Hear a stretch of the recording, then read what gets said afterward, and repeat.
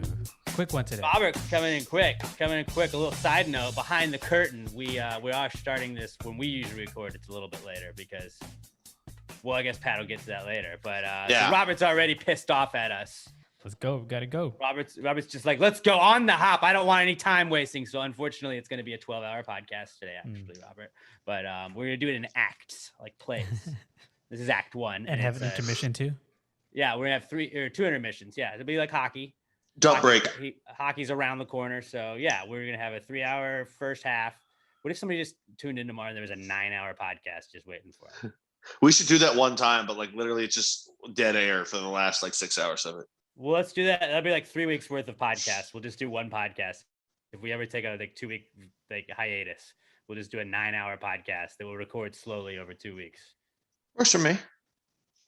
We're not ever going to do that. You know, we're never going to do that because we're really good at like coming up with these ideas.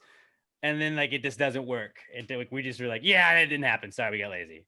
That would actually involve us doing a lot of things. Like we were going to be streaming all the time. And then we were just like, nope.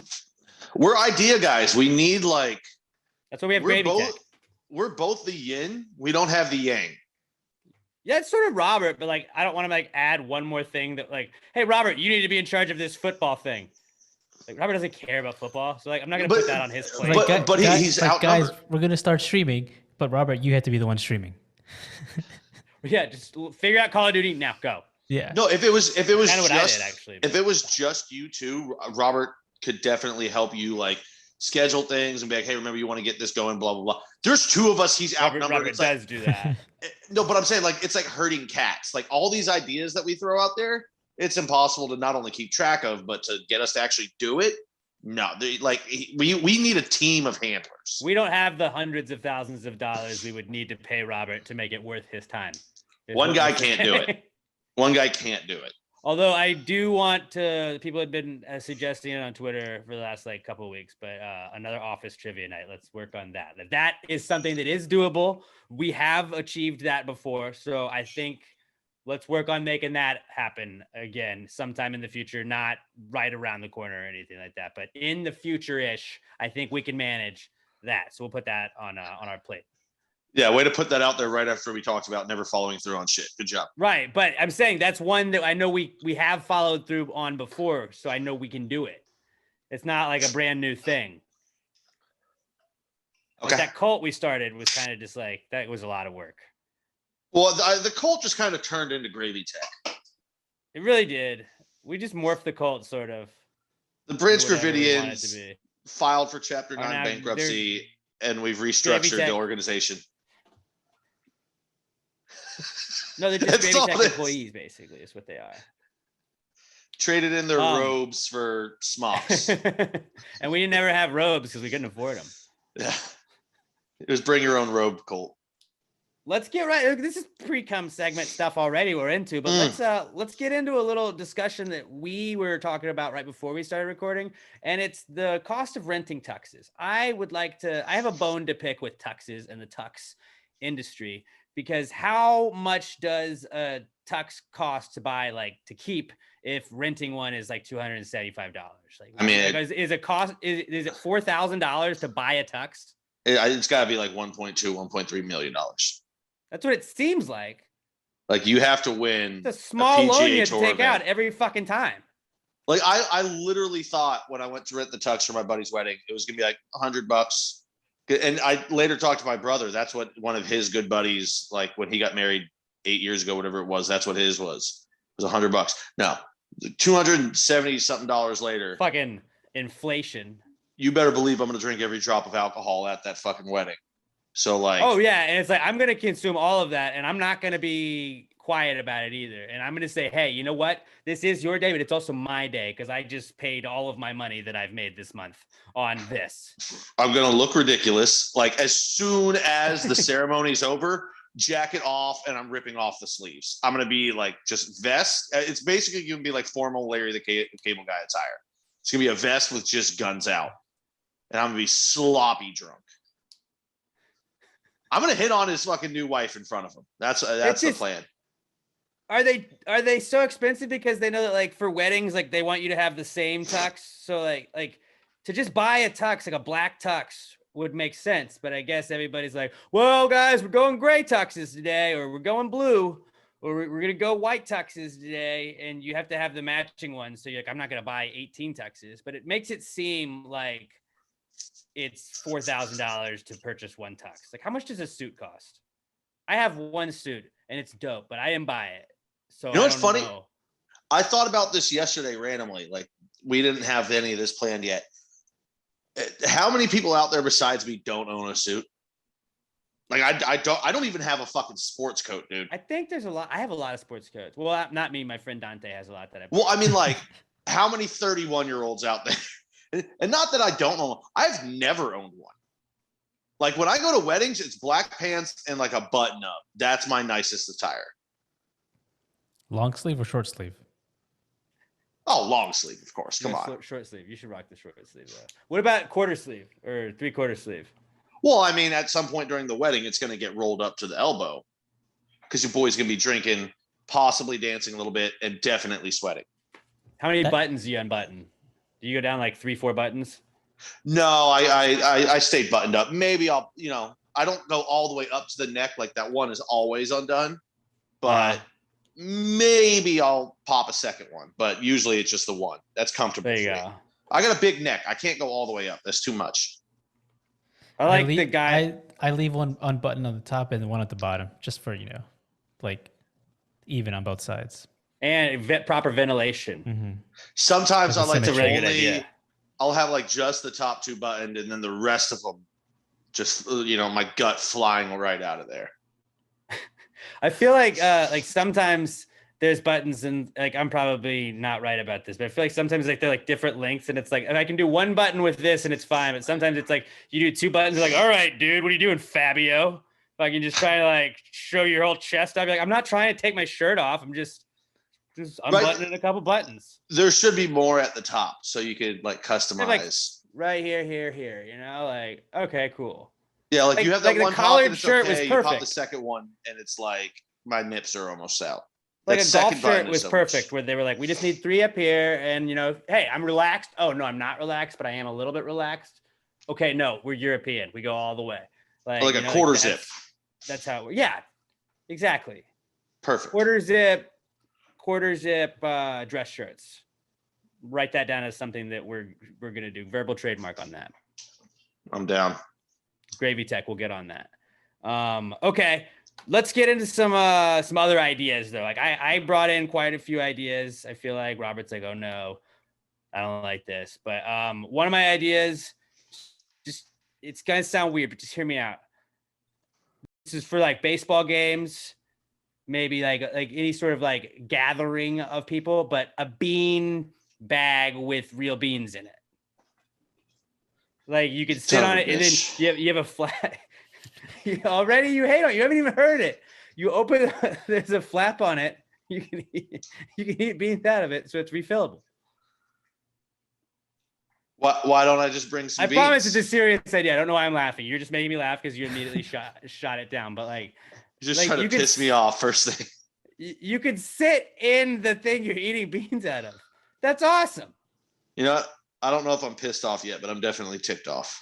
Like and that's another thing. I want to bring back that ticked off. Like we don't use like pissed off it's the same thing. We should bring back ticked off as well. It's just like ticked off is for the guy that doesn't have time to say out like the full colloquialism. Like Robert is really ticked off at us right now because we started the podcast late and he knows we're going to just ruin his night now going 4 hours. I just think that people might confuse it with like TikTok. Like, oh, that guy's really TikTok right now? Why is he thinking about TikTok? But think about that. That's hip. That's going to be hip with the kids, And maybe you hate TikTok, so you're really ticked off, That's when you don't like TikTok, you're ticked off. I want to go back to using our bullshit long-winded ones. I'm ornery than a snake on a sunny day in a hay patch. I fucking love those. And the best is like you got to make them up on the spot. You can't have anything ready. Yeah, no, you got to like they can't make sense really. And sometimes they do and you're like, "Oh, good job, me." I'm madder than a jackrabbit in a glass factory. Like, what the fuck are you even trying to say, man? I don't get that. There's an old saying always says.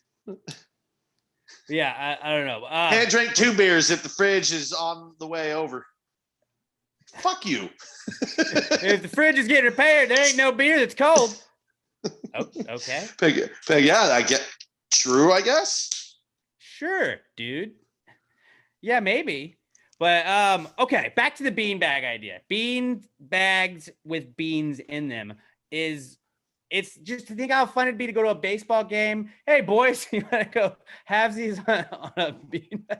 I can't even say it. It's no, because idea. you can't go to it anywhere with it. I can't say it with a straight face. Yeah, fuck you. You're just but hey, let's go to this sporting event where they have chairs. But instead, let's buy a giant container of beans. It's like a souvenir chair. It would be like say you go to an Astros game. It's an Astros looking beanbag. And it's a beanbag. It's like a waterbed. Whatever they make waterbeds out of, we just make that for the beanbag. The bean. What kind of beans are we talking? You choose your own. That's the beauty of it.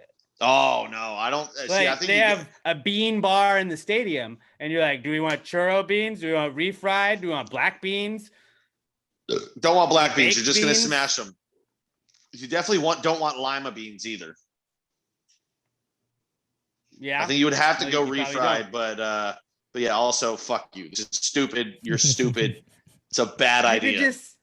That is the mountain in a chair and eat beans out of it. And then you're done, and it's a reusable chair. You go fill it back up with more beans. It's a great idea. Of all of your bad ideas, that's the worst one. Like, that really is the mountaintop of bad Alex ideas.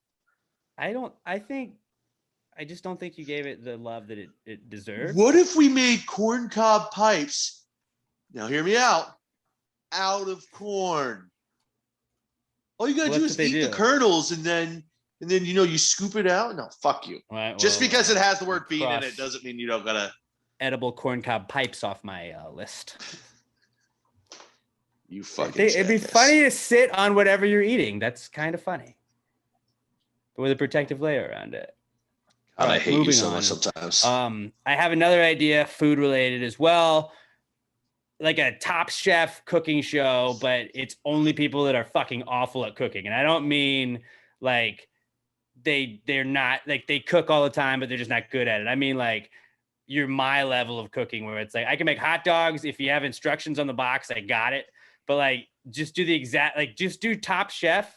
Where like, all right, you get cotton candy, some cilantro, a grapefruit, and Captain Crunch. Make something in 2 hours. And I'd be like, all right, well, we got a hot grapefruit that I turned into a bowl for the Captain Crunch with a side of cilantro and all the other stuff you did. Like that would be, I don't fucking know. Cause they're always like, I decided I could make it into a salad. Like a salad out of ice cream. What? Like they're so good at that stuff, but it'd be funny to watch like you and me that don't, I guess you work at a restaurant so that you wouldn't work, but just guys that like are used to making like ramen noodle or like Emma cooks for me. So that's how I get my food. Or I order out like that, like make me have to do that. That would be entertaining. But I don't know. Just chop it all up and throw it in a bowl. We're done. Have the cooking show like, all right, we're gonna drop you off in a grocery store. Basically it's guys' grocery games. We're like, you gotta make a meal from stuff you find. Go. And then like it was like, sweet. All right, I'm gonna go get corn dogs, but like all of those aisles are walled off, and all you have is like fresh produce and fruits, and people are like, oh shit, I gotta actually cook these things. Fuck. Everyone just comes back like, I got a salad with bananas on it. I actually like this idea. I think there was something along these lines. There was a show called like, or is a show called like The Worst Cook in America, or something. I feel like I've seen previews for that, and they just, damn it. Yeah, they just have people that can't cook come on these cooking shows. I think they like teach them though. But I don't want to teach people shit. You don't learn. You don't have like a starter class. Like just go. Like 4 college dudes, drop them in, go. And then like whoever's in last after each round, we just like light them up with paintball guns. We chop a finger off. No, that's a little extreme. But like if we could just annihilate them each with like a full paintball gun, if they get hit by like 87 paintballs in 4 seconds, I feel like that's a good way to eliminate people. There should be some sort of punishment. Like like a trap door that you fall into, and it doesn't kill you. Maybe if that's too bad for TV or whatever these days. I don't know with all the censorship laws that I have. But Jesus. you fall into something that's just like, oh no, you fell into a pool of slime. Nickelodeon had it figured out. But no matter what age you are, when you see people get slimed, you're like, ha, that guy got slime on him. So yeah, you didn't want to be wet, and now you are, dummy. Off-brand slime. Yeah, really just a pool of water. It just ruins your day. You know what it is? We have them stand on the side of a street after it rains, or like 2 days after it rains, and then like cars come by and hit the puddles and just send that nasty fucking stagnant water all over them. I hate that. But yeah, that would be a good punishment. That'd be great. Yeah, I'd watch so that show. If that's already a thing, though, then fuck. I think we could make it then better. Great though. idea. Whoever came up with it. Yeah, I don't want a crash course. This isn't the Hunger Games. Like you don't get the week to figure out what you're gonna go into. You just like boom, go right now, figure it out. We just grab people off the street. Can you cook? No. All right, get in here. Yeah. Have you ever cooked before? No. Why? Just college kids would be the perfect age, and that's like college age kids are kind of like what a lot of reality shows have anyway. So just go with that. Yeah, I think like 16 to 22 is our wheelhouse of people we're looking for. Like I want so many things set on fire. Demographic, basically. So like, look, if we get that y'all are pretty busy with Teen Mom. There's like 35 versions of Teen Mom there right now, I think. And then your whole demographic now is just Teen Mom fans and Rob Dyrdek fans. That's all MTV. Yeah, basically, and like ridiculousness. So like, if there is any time you could pencil us in, I'd love to try out our cooking show. I think it'd be great for that. So anybody with MTV contacts, hit them up. Lil Nas X. Look, I know you're probably listening, probably a big fan. I know you're tight with MTV, so hit them up for your boys, please. Make it happen. There we go. I think that people would watch it. I think people would I'm in watch on that it. one. That's probably why they already made a show that does that. Okay. A question I had written down was, if you choke on ice, choke to death on ice, did you suffocate or drown? Suffocate, because it is the blocking of the airway that kills you, not having your lungs filled with water. Also, I don't think that's what I was leaning towards. I don't know if you could choke on ice, because I feel like in the amount of time it would take you, it's just going to melt in your throat. Like it's going to suck. It's going to take a while, but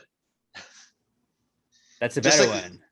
Just like the ice cube is the perfect, or not ice cube, icicle is the perfect murder weapon, because it disappears for that same reason. Like you can't choke on ice. Ice really is just nature's lifesaver. Yeah. Because like I don't know how, like it depends on like what if you had like a solid like cube though, like how long do you have where you got to be able to like not breathe before you die? Because like I don't think it just melts instantly. That's true, and also you can get some pretty big ice cubes now. So like I take all that back. You could definitely swallow a big enough piece of ice to choke you. But yeah, it's definitely suffocating. Imagine being that guy though. Like how'd he die? He choked on ice. Well, it would melt, wouldn't it? It was a really big piece of ice. For some reason, he just didn't chew it at all. Fucking dude couldn't even drown. Yeah, imagine if there was no one around. Like, how would they know that you choked on ice? It just, right. It's gone at that point. But they would know that like you didn't get oxygen to yourself, but they would be like, well, there's no like sign of a struggle or anything. But obviously, that would just blow some like coroner's mind. That's fucking brilliant. That's had to have happened to somebody, right?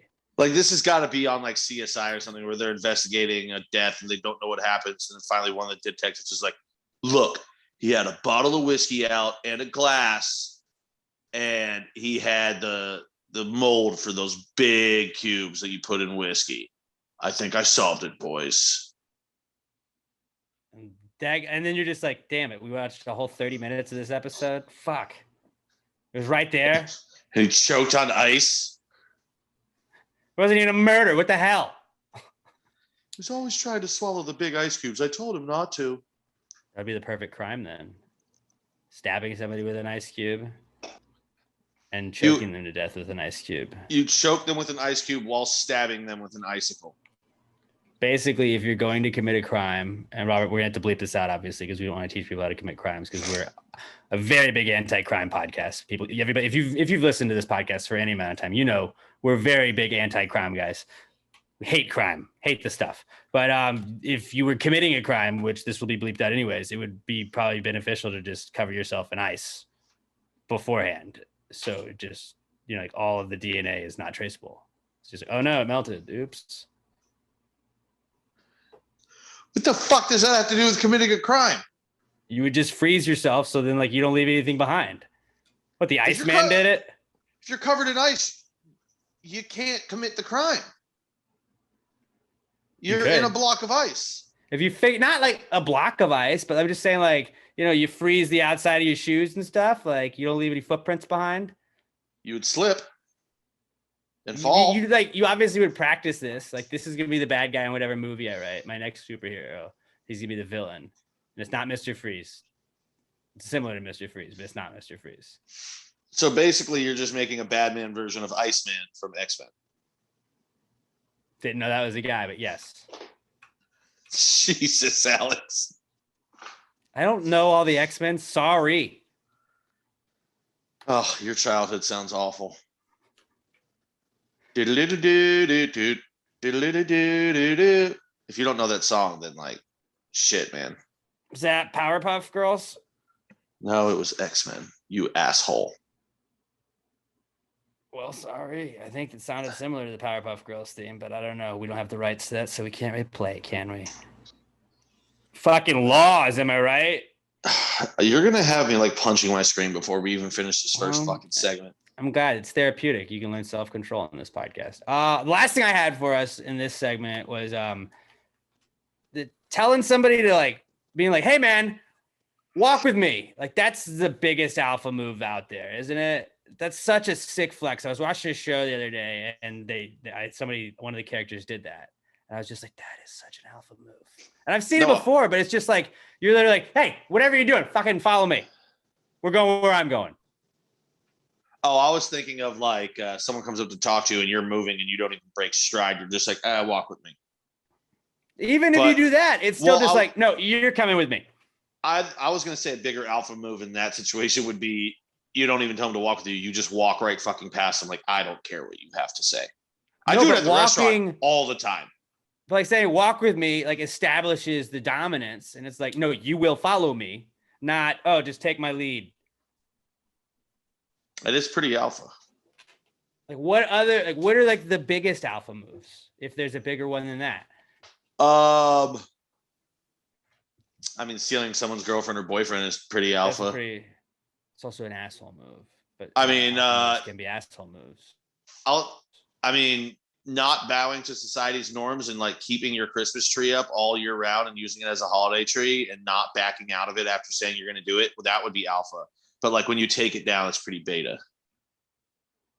I live with my girlfriend and she was not for it, and it's a shared household. And you know what? Like, if it's not 100%, we can't do the year-round tree. Okay. All right, buddy. This is about we, not me. You know. Maybe next time, put your foot down and be a man and be like, "Listen, I want this, lady." Just call her lady. Yeah. You should try that. Like, next time you guys are arguing, be like, "Listen here, lady," and because that would end the fight. She would just be like, "Did you just fucking call me lady? Like, that's so ridiculous." And then you're laughing. I have called people lady before, but not like people I know. Like, what? Like, what do you want, lady?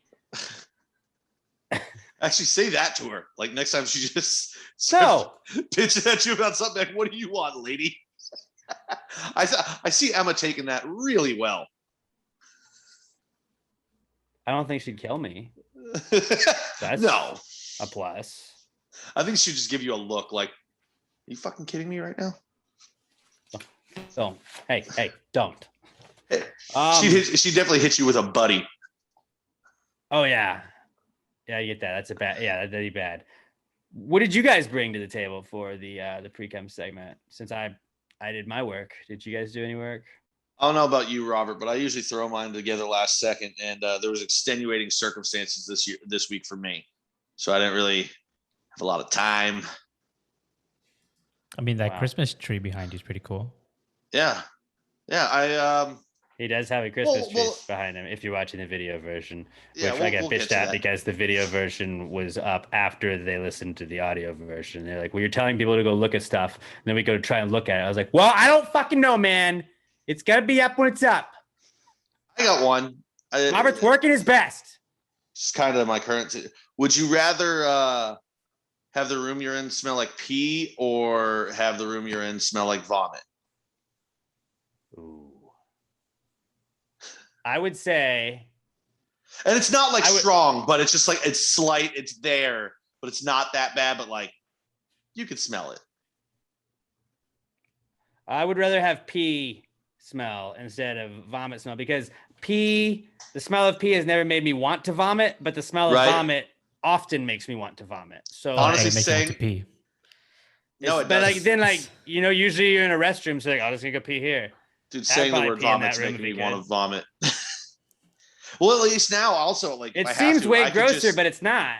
I don't even have to go to the bathroom. Like, if I gotta pee, I can just pee on the floor here and just be like, oh, it still smells from the dog. That's true. You do have a solid out. I hope my buddy can hear this in the other room. Like, don't you fucking piss on my floors. He's like coming in after you get done to like check the room. He's like, wait, don't you leave yet. Hold on, Pat, what did we do here? And he has to rub your nose in. He's like, no. What did I say? We don't go in the house. Easy, I'm not talking to you. Pat, you go outside. Like, you're an animal. Gotta go dig a hole in his bushes. Yeah, I agree though, pee. Definitely, because vomit is just bad. I mean, and if you're a dude, especially like, I don't know about women's restrooms. I imagine they're shiny and amazing and awesome, but like men's rooms, like it always sort of smells like pee anyway. So yeah, we've been conditioned to be like, all right. I've got another one. It's not really not cool. It's more of a hypothetical for you guys. So imagine you had 3 children and you show up to a restaurant and one of them immediately, like as soon as you get there, walks in the door and is like holding vomit in her hand and like vomiting as she walks across the entire restaurant towards the bathroom, just because she couldn't hold it in anymore, and just vomits on the floor in multiple places. Would you decide we should probably go home, or would you tell the kid to suck it the fuck up, sit out on the patio, and after like 20 minutes of the kid continually vomiting, just have a server bring you over a bucket that they could vomit into, and then eventually isolate that kid at a separate table from the rest of your family so that they don't get you sick? Yeah, would you do that? Would you isolate a like 9-year-old girl? No, like a 6-year-old girl sitting by herself? Yeah. Or would you just go the fuck home? Like, especially in like COVID, right? Now, like people get a little like weirded out by people that are sick. Not saying that people can't get sick outside of COVID, but it's like, hey, I don't know, man. I'm feeling really unsafe right here with your kid just throwing up everywhere. Yeah, that's what our server was like. I don't want to wait on them. And we're like, sorry, put on a fucking mask and some gloves. But like, yeah, if you couldn't tell, that happened at the restaurant. But here's the shitty. It was like mom, dad, the 3 daughters. Like I said, this was the oldest one, and she was like 6. And like a grandmother. I'm sorry, you know your child is sick before you leave the fucking house to go out to dinner. This kid was sick. And then, like I said, they're sitting out on the patio. Why doesn't the kid just go to the bathroom and throw up? Like, why? She was throwing up as she got there, like out of the car. Yeah. And they were still just like, yeah, we're going to go eat. You shouldn't have come in. Like, it was almost to the point where we're like, this is kind of fucking child abuse. Because like I said, they were sitting outside, having their dinner, laughing, having a good time. And they made the little girl sit at another table by herself. Like, so she just wasn't next to them, like possibly getting them sick. Like, bitch, you're about to get it back in a fucking car together. Like, right? Fuck those people. That, like, I think I met the worst people in America. Oh, I mean, there's worse people, but like, they're the fucking worst people ever. Like, Hitler was worst. Yeah. And like, you know, human traffickers and shit like that. But like, yeah, and Bin Laden. Like, there's definitely worse people, but like, I don't know. Like if it would like an acceptable situation for that would be like, say you're like towards the end of your meal and your kid all of a sudden gets like sick or whatever.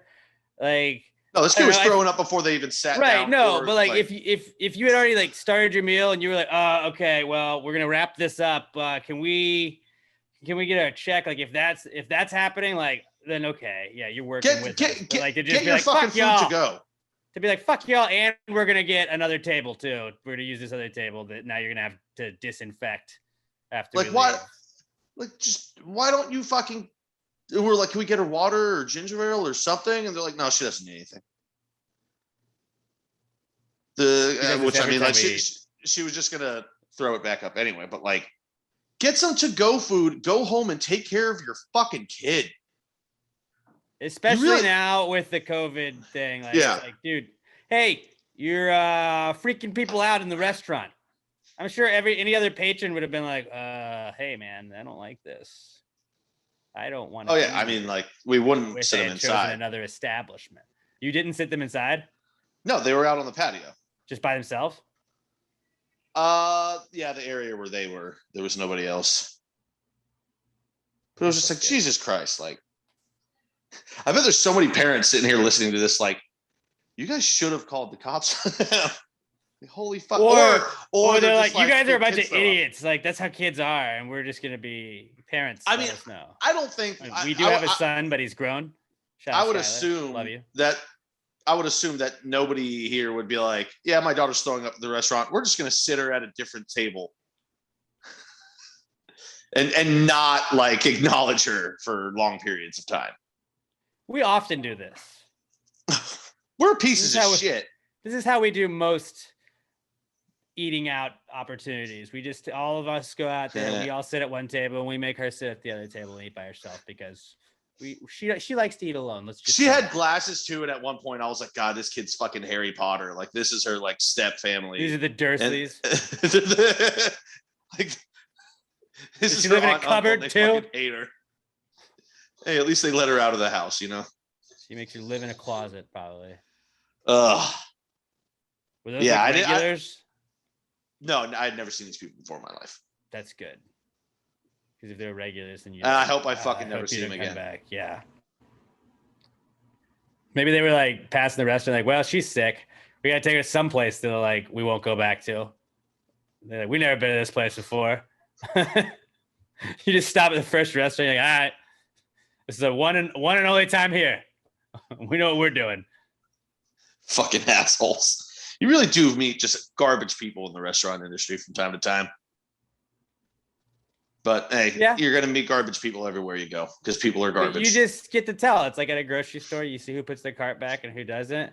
And I yelled at a lady to put a cart back the other day. Good. I wasn't like mean, but like, hey, cart returns right there. And she had propped it up. She did the thing where she like just props it up on a curb. And I was like, no, like, what are you doing? Because Emma knows that those photos trigger me. And so she sent me one when she went to the grocery store earlier in the week, and it had the shopping cart was just in the middle of the like driveway, like in the middle of the like lane. It's like, oh, cool. Now no car can really do anything unless they go around this. And she's like, that's why you put them up, guys. But so the lady had like propped it up, and I was like, hey, cart thing's right there. I was walking in, I just pointed it out and kept walking. And she did put it back. I saw her walking it back. So I felt like I didn't have to say, hey, you're a piece of shit. I wanted to say that. She was probably like, dude, like, I just wanted to put my cart here and go about my day. And this dude called me out, and I felt like such an asshole. But I wasn't making a scene in front of other people. I think, as far as I know, it was mostly just me and her. It was in the kind of the back of the parking lot as I was walking in, and the cart thing was like 2 lanes over, which is that was even more annoying that she didn't do. It was like, it's right there. It's easy. She must just be like, yep, hand up. I was being a piece of shit. Sorry. I got this. And I'd like to think that that's the situation. And maybe she's like, you know what? I did help. Now I'm part of the solution and not part of the problem. There you go. There we go. And that was our pre-cum segment, guys. Hell of a way to start a pod. Yep, little all over the place. You're in for one today, Robert. I can tell. Let's get to the Comeback Kid segment, where we tell you what's back in the news or whatever we feel like saying is back in the news. That is brought to you by our good friends, our new friends at the Y Factor. Let me tell you about the Y Factor. They got a lot of stuff we can explain to you guys. They focus on urology and male fertility issues, thus the name Y Factor, because the Y chromosome is what makes men men. The Y chromosome is when you're crying about your Y chromosome. If your Y chromosome hurts, then you're crying. So it's a chromosome. But yeah, the Y chromosome is what makes men men. The Y Factor specializes in men's health so that they can help you with low T pain, low T, pain below the belt, male fertility issues, no scalpel vasectomies for the guys that are ready to stop having kids, and urological wellness exams, which is what I'm going to talk to you guys about today. It doesn't matter how old you are. If you haven't gotten a urological wellness exam in the last year, you're due for one. The exam is all about prevention. Fellas, there's all kinds of stuff that can go wrong down there. All it takes is just one checkup, and they're like, you know what, you're good to go. And then you got that in. Sorry, my watch is talking over me. But then you got that out of the way. It's like it's all about the peace of mind that you have. And it's not an exam with your family doctor. These guys are trained, guys and gals are trained specialists that know men's health and what to look for with the right test. Y Factor has 5 locations here in the Houston area, and Memorial, Tomball, Webster, Richmond, and now in the Woodlands. All locations have free parking, minimal wait times, and accept most major insurances. So you have no excuses, guys. Book your appointment online at theyfactor.com. That's theyfactor.com. The letter Y, factor.com. You can learn about all of their services there as well. Somebody from the office is going to call to confirm your appointment, and you're going to be set. Please tell them that you heard about them right here on Pass the Gravy podcast. Women have OB-GYNs. Men have the Y Factor. The new. Are you doing that on purpose? No, in the copy it says OBGEN, like it's OB. First of all, it's O-B-GEN, OBGYNs. Yeah, it's OBGYN. I don't know. There's doctors at the Y Factor, and they say that it's pronounced. It says pronounced OB-GYN. So I'm gonna go with what the doctors say. I'm gonna go with what the doctors say. Literally in the history of television, it's always been OBGYN. Is that just because for a long time dudes wrote most of television and we don't know what the fuck we're talking about? So now my brain is wrong? I don't know. Toxic masculinity has made me look like a fucking idiot. They told me to say it away. I said it that way. You know, that's how it works. I love the Y Factor. These guys take care of us. I'm going to tweet at them and be like, guys, what the fuck? You blew my brain. I think you would go, and I'm not obviously not a doctor, but I think that you would go see your OBGYN. But if there was a group of them, they would be OB-GYNs OB-GYNs. That sounds like something you just pulled out of your ass and made up. I did, but I'm saying it seems like that makes sense. Because I have heard it used as like OB-GYN. I literally thought I have a bunch of OB-GYNs.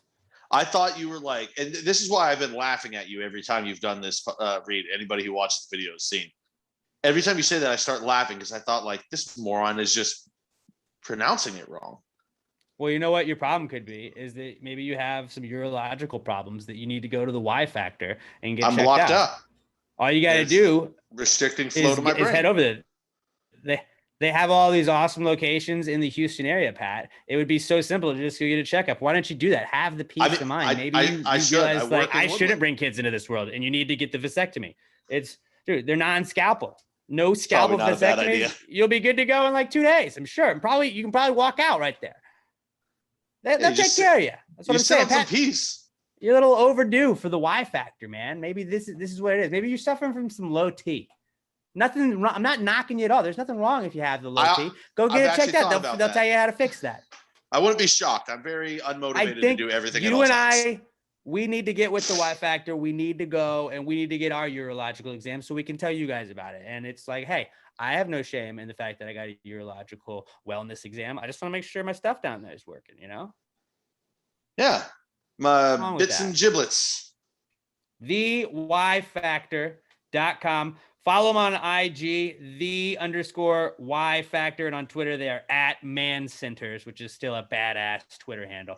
At ManCenters on Twitter, at _Y Factor on Instagram. Let them know you heard about them from the Gravy Game. Just tweet them and just be like #Gravy Gang. I got one more question too. In the middle of that, you said low T pain. Would that just be like low T, comma pain? I was reading it too fast. No, at first you said low T pain. Would that just be like a short guy who like just covers T-Pain songs. It's a chopped and screwed version of T-Pain. Oh, I like that better. I'm gonna take you home with me. I got money in the bank. Show you what you think about that. Find me in the gray Cadillac. All I'm right. in the bed, hollering you. Somebody who's listening right now has to have the ability to chop and screw some T-Pain, and I fucking need that in my life super bad. And then maybe we can chop and screw a fucking Y Factor ad too. That's what we'll do. One of their I'm better sure the Y ones. Factor. Not like, one of ours. Like one of please. theirs. Please keep sponsoring us. I'm sorry. I hope they're not going to be like, what the fuck? You just butchered this ad. Y Factor, guys. TheYFactor.com. Go and guys, go get your checkup. Women have OB-GYNs. We have the Y Factor. Do it, guys. Go and just be like at Man Centers. Pass the gravy. Love the reads for you guys. Great reads for you guys this week. Yeah. At Man Centers. Do that. Hashtag Gravy Gang. Help us out. Then they'll be like, all right, we'll keep sponsoring these guys. All right, we need all the help we can get. So please help us out. It's free. Do it for us, guys.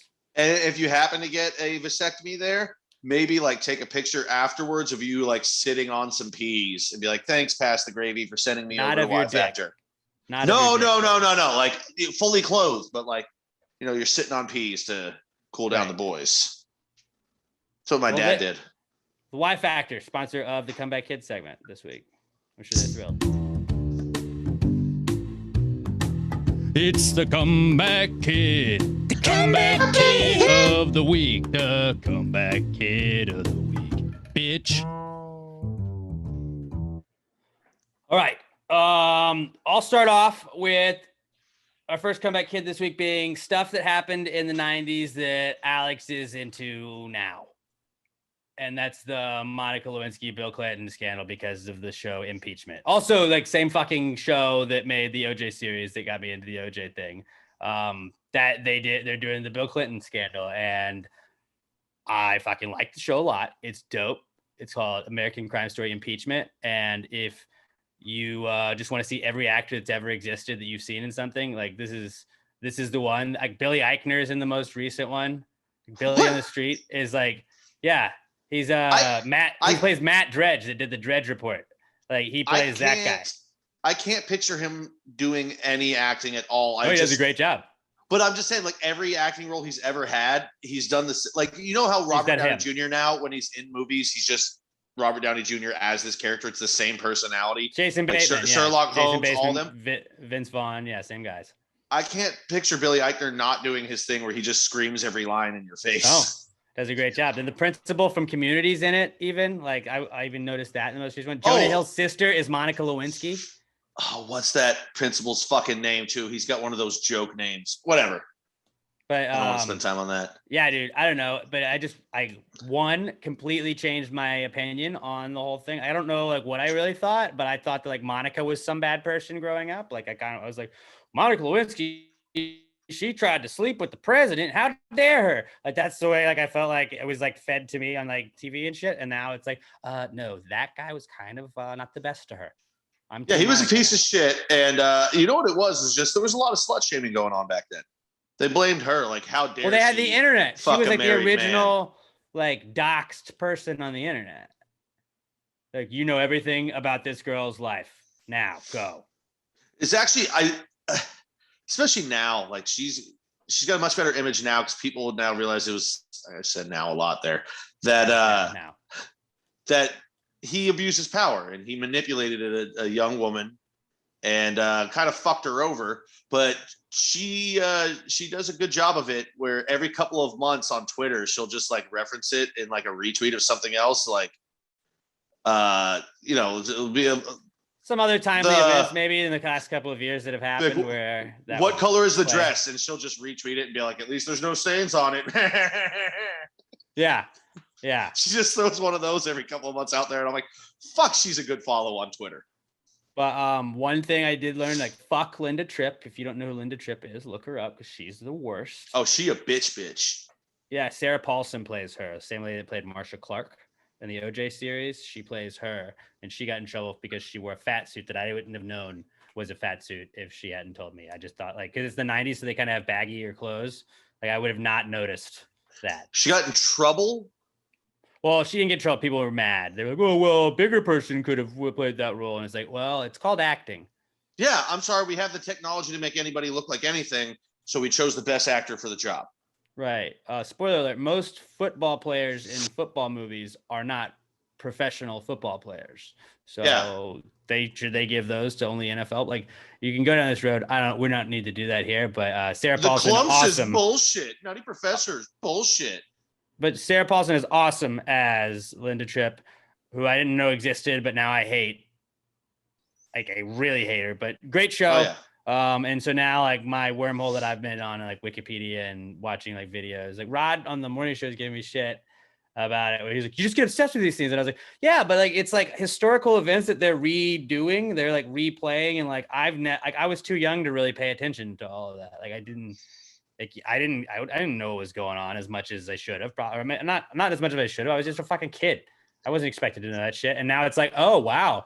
And like when there's certain things that like, I'm like, did that happen in real life? And you can look up like, oh, this is the same picture that they kind of recreated on the show. Like, I think that stuff's interesting. So you know what this is? That's what I like about this shit. It's, you know how like growing up, there was always that thing like dads love the History Channel. Well, this is kind of the History Channel for you, except like now there's not as much actual just History Channel watching going on because now we have 8,000 channels when back then we have YouTube.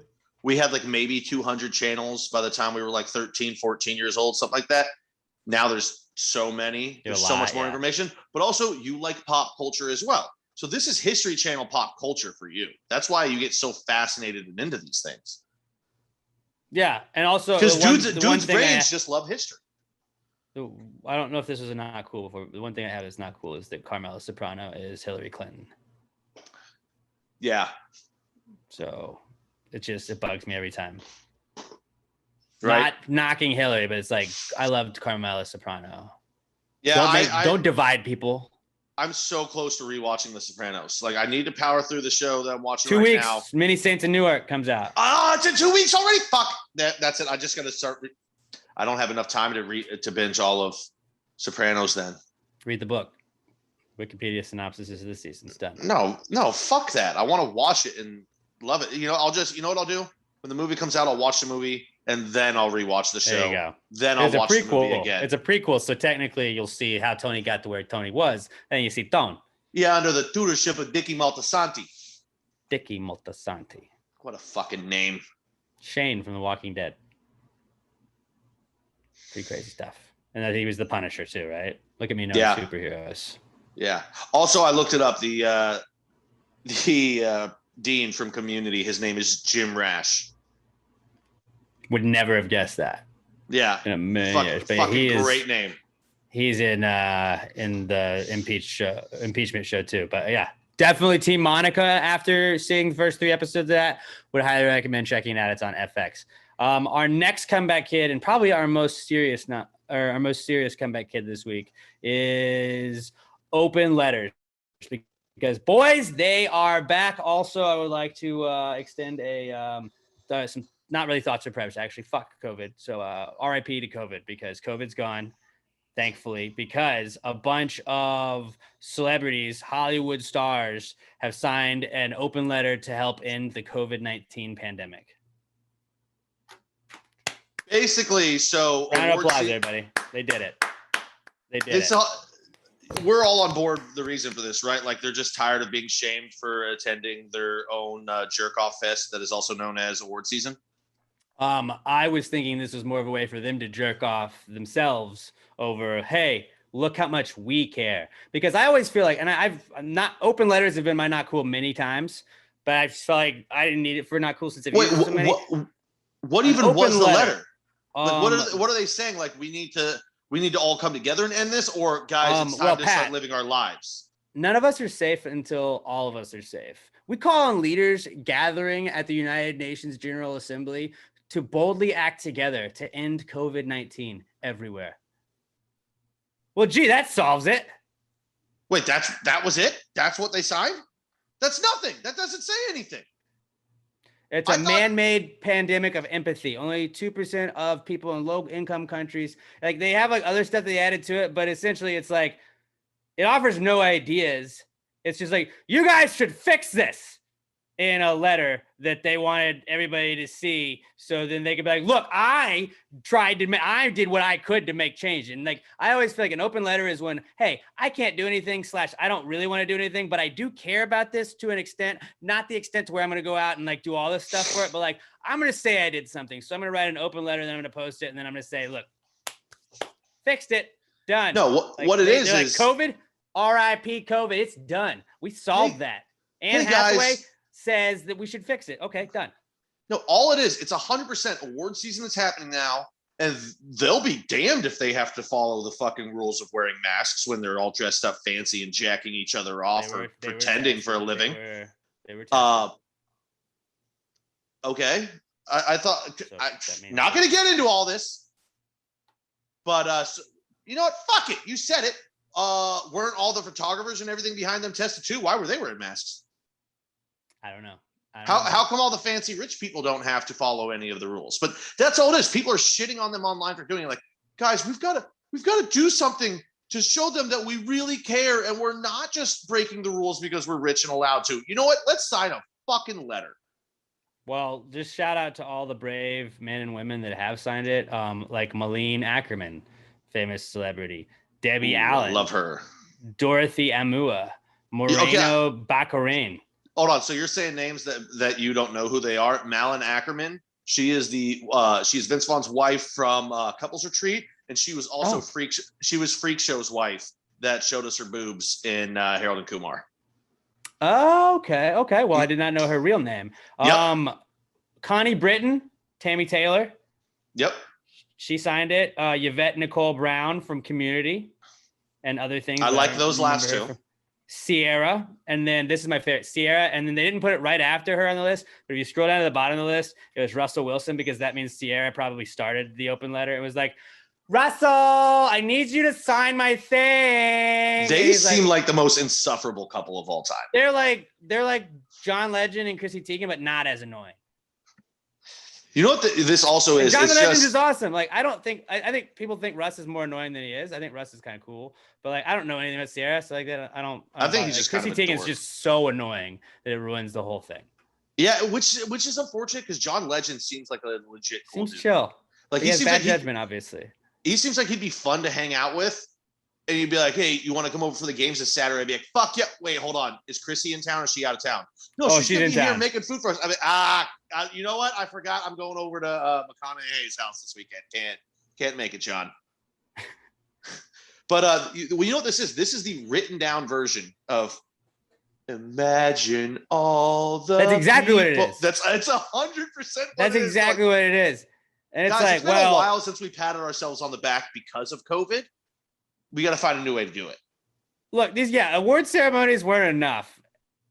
And we could have gotten into award ceremonies, just like the people that bitch about like, well, these people they didn't give them enough time. It's like, did they win? Then no, like, yeah, usually you give the winner the speech. You don't go, well, this guy won third, but he was the first person of color to do this. And it's like, that is awesome. That's an awesome honor. I'm not knocking any of that. But it's like they don't give like third place speeches, and I don't think that they rig the Emmys based on race. So I don't know. There's a whole thing on that. But we don't need to talk about that. That's a whole different can of worms trying to get into. I don't think anybody at award shows that takes award shows seriously should be allowed to talk. It should strictly be like Seth Rogen, who was up there at whatever this most recent one was like. There's way too many people in this tiny ass room. He's making fun of all of them. It should be Jason Sudeikis accepting the award high as fuck because he doesn't know he's going to win. Was not high. Not this one. Last time around when Ted Lasso won for season 1, he was high as fuck.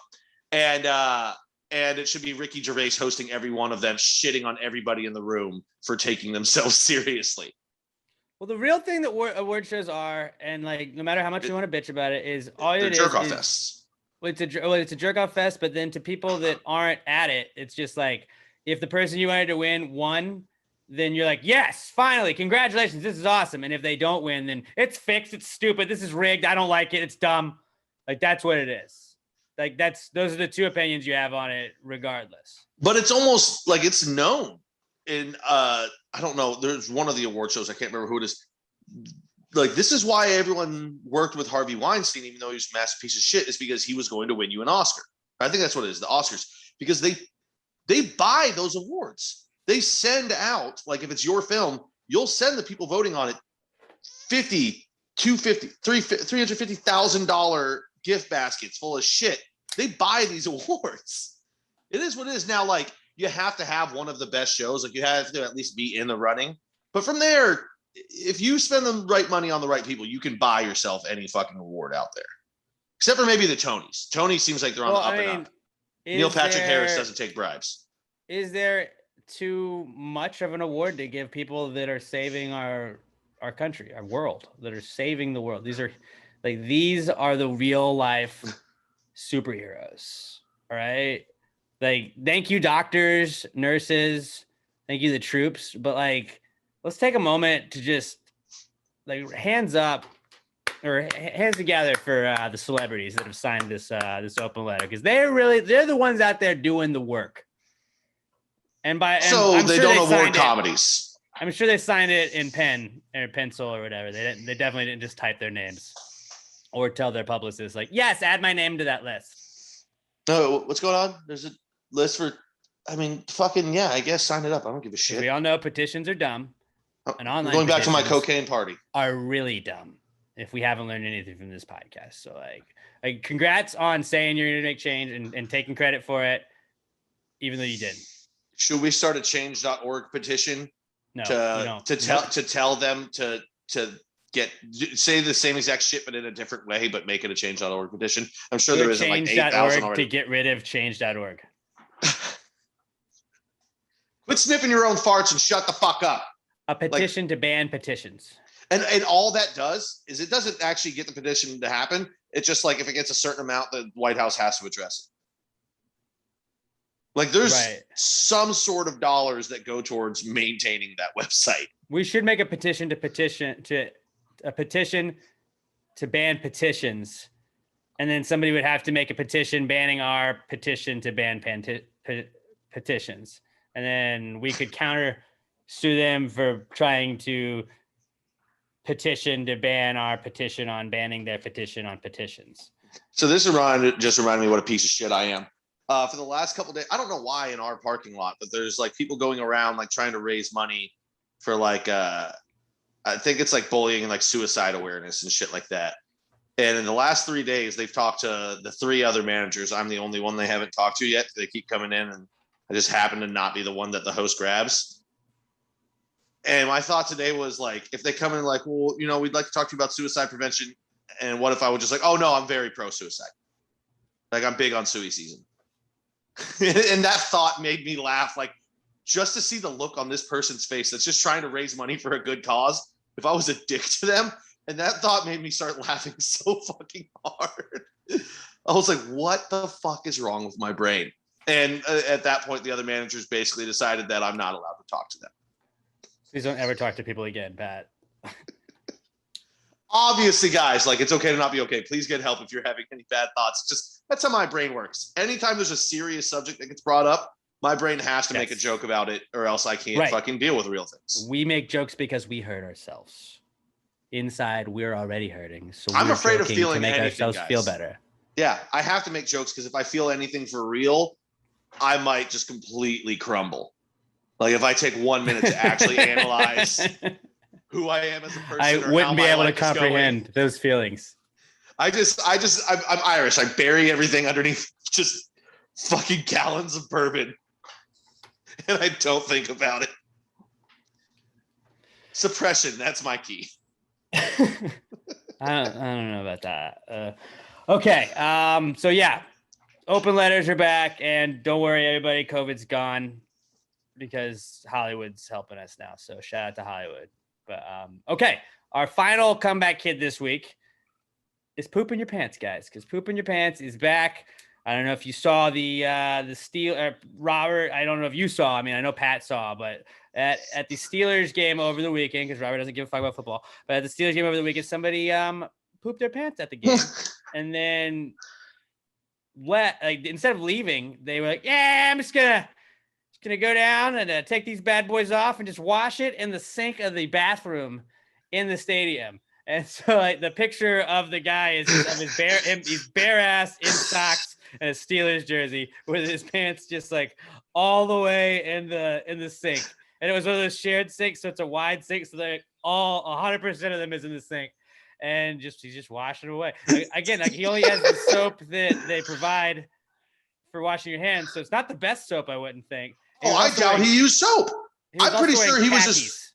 He was also wearing khakis, so like shit shows up a little bit more on khakis than it does on, say, blue jeans. I'm assuming. Black pants. My assumption this whole time has been straight up. This guy was literally just washing the shit off of the pants, like he could have just done it with his hand, like scraped it off to the side, and that was it. I highly doubt he soaped them at all. Somebody had to go clean that night, and there was probably just shit in the sink. Imagine you walk in 2 minutes after that guy leaves, and you go to wash your hands, and there's shit in the sink. I'm not washing my hands in that sink. I would fucking hope not. Like, what an animal, dude.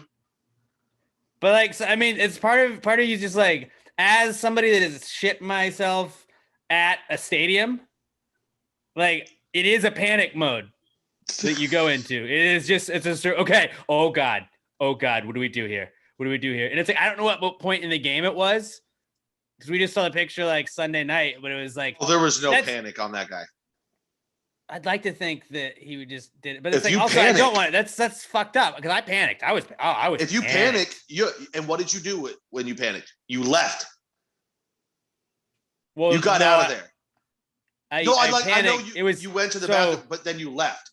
Granted, it was the end of the game anyway. Yeah, Sports Center version. If you're just tuning in and you don't know what I'm talking about, a couple of years ago, I went to an Astros-Yankees game with my girlfriend, and one of the concessions at the stadium. I'm not going to name names because it's a great place to eat at. I don't think it sat well with me, and I kind of felt some rumblings for a little bit towards the end of the game, but I was like, yeah, nothing serious. We leave, the game's over, so we're walking outside of Minute Maid Park, and I just feel my stomach. You get the bubble guts. And if you've had the bubble guts, you know exactly what that feeling is. And I was like, I gotta go. And Emma was walking with me. I just ran back into the stadium. They grabbed me. They're like, you can't go back. And I was like, I forgot my phone in my seat. That just came to me. And I was like, and they're like, okay, yeah, all right. And then I just sprinted. And as I'm running, I go to the stall, and I realized that I just cut an entire line. So then I had to go fucking stand there. And by the way, as I was getting back into Minute Maid, like as soon as I like broke free of the guy, I was like, you can't go in there. And I said, I forgot my phone. And then just kind of bull rushed him. I feel that warm sensation that that I lost the fight. And so then I have to get to the bathroom. Then I realized that there's a line of people that then I have to wait and just kind of like. No, you don't. No, in that situation, he goes, guys, I just shit my pants. No, because I was trying to be as like low key about it as I could, and I think I did a pretty good job. I think you would understand it. But there were a lot of people there that like I was able to like I wasn't solo, so nobody could just see that like I had like a shit spot on my back. They could smell like the back of my pants, and I just remember the guy behind you could see. Yeah, but there were a lot of people. No, because I was close enough, because it was like right as the game was letting out, so it was still a pretty packed area, and it was Yankees Astros. So there were a lot of people, but I remember like, I just got to the stall when I finally could, and then I just like took off the boxers, threw them in the toilet, flushed, put it back on, and just like gotta go. Cleaned up, made sure I was cleaned up as much as I could, and then just bounced. That was it. I think I enjoy this story more every time. But that was how it. And Emma thought like I was gonna go. I was hanging out with somebody, and I just blew her off or whatever. Like, no, I just shit myself. And and she was like, oh, okay, what do we need to do? And she was a lifesaver, and we got home. But like that fucking sucks. And you go into just that fight or flight mode, and he went into just, I'm fighting it. Fuck it. We're going. That's what I'm saying. That guy had to be hammered drunk. In this bad boy. Which it would probably help too. Because I don't even fucking care. And then you wake up the next day, what did I do? Exactly. He didn't care. He just calmly went to the bathroom and washed the shit out of his pants. If he had panicked, he would have started running around and would have left.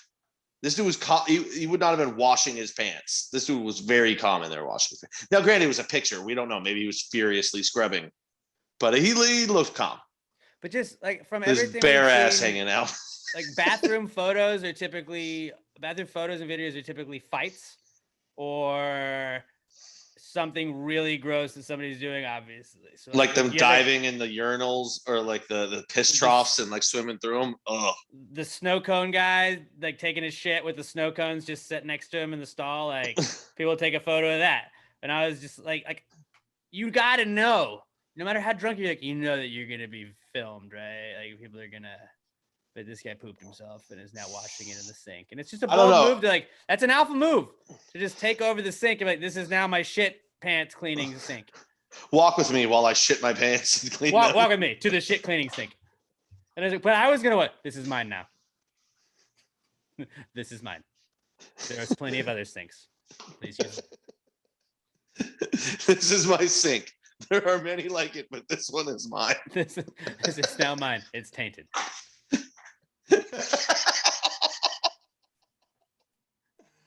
Oh man. I don't know. Like, what would you have done in that situation, Robert? You're so innocent. I would like to know. I feel like you would have just like politely gotten up, just clenched your cheeks and just walked out of the stadium. Yeah, I think I would have left. And probably not be back for the rest of the season. They're gonna remember this. He actually, like, it was beneficial to him because he had like the baggy Steelers jersey on, so like it kind of covered his ass, so it didn't just like I had a shirt on and jeans, and it was dark. Thank God it was a night game, but like as I'm like walking outside, I was like, Emma, just kind of like walk behind me so it doesn't look super obvious, and like. It wasn't like awful, but I was just like, you could have told, like if it was during the day, like it would have, like if you were looking at my ass, you would have seen there's a brown spot on it. And it was just like, those were khaki pants. So those definitely had marks on it. And just to go back to the game, if that's what he did, that's next level gross. And also just like sort of respect that, you know? I would have, I mean, if you have to wash the pants, you should you shit a lot. That's what I'm saying. But like, I leave them. I take the jersey off. I might even wear it upside down. Well, because you gotta imagine he was probably sitting. You gotta wear it like it drops down. It's gravity. Hopefully, actually, at that point, hopefully you've got an undershirt on underneath it, and tie that bitch around your waist, and you walk right out of the fucking stadium. Like you gotta cover your junk in your ass, and you just get the fuck out of there. You go to the fan shop and you're like, what kind of Steelers pants do we have? You just stand outside like, do you guys have any literally pants any or kind shorts? Any bottom coverings that you have? Do you sell towels? I'll take a towel. You give me one of those. Give me 25 terrible towels. I'll tie them together. A couple to wipe my ass with. No, they definitely sell full size like shower towels of the terrible towel. That's what you do. You bite the bullet. You pay a $50 fee to buy a fucking towel. You wrap that around your waist. You go sit in the get the fuck out of the stall, and you're like, "Yo," I'd be like, "Pat, I need you to go buy me this towel." And you would fucking take your sweet time doing it, but like, I need you to do this. I'll Venmo you, whatever it is. Just please go buy me some pants in this size or whatever size is closest. Please go get me these pants. If you can find any sort of pants or a towel, something that I can cover myself with because I can't do this. It's fun to fuck with your friends, but if one of my buddies texts me like, we were in public and he was like, dude, I'm in the bathroom, I shit my pants. Instant action.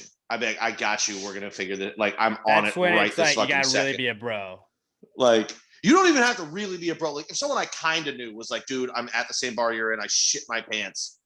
I'd be like, I got you. I think I'm as a guy who shits a lot, and let's be honest, at any moment I'm at risk of shitting my pants. Who knows? Really. I'm a fucking animal. I'd say more so than others. The fact that makes you realize how small you are. Like, you know, like how they're like, if you think about it, we're all just these specks floating around in this big old world. You're just like, we are all susceptible to this. This could happen to anybody. You think it can't happen to you until it does. But I'm just saying the fact that I don't not only shit my pants regularly, but like I don't even shart. Like it astounds me like who I am as a person and the kind of fucking animal I am. I don't remember the last time I shit my pants. You get one a year. Every dude gets one shit your pants moment a year. I don't know what the rule is for ladies. I'm not going to fucking tell you. That's too many to me. You get one.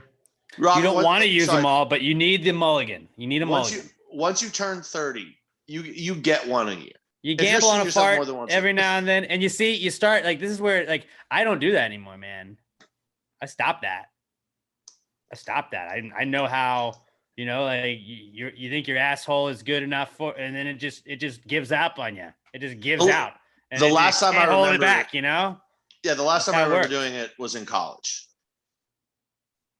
I was wearing white shorts. Oh yeah, that's bad. Wasn't great. Got out of there as quick as I could without making it obvious.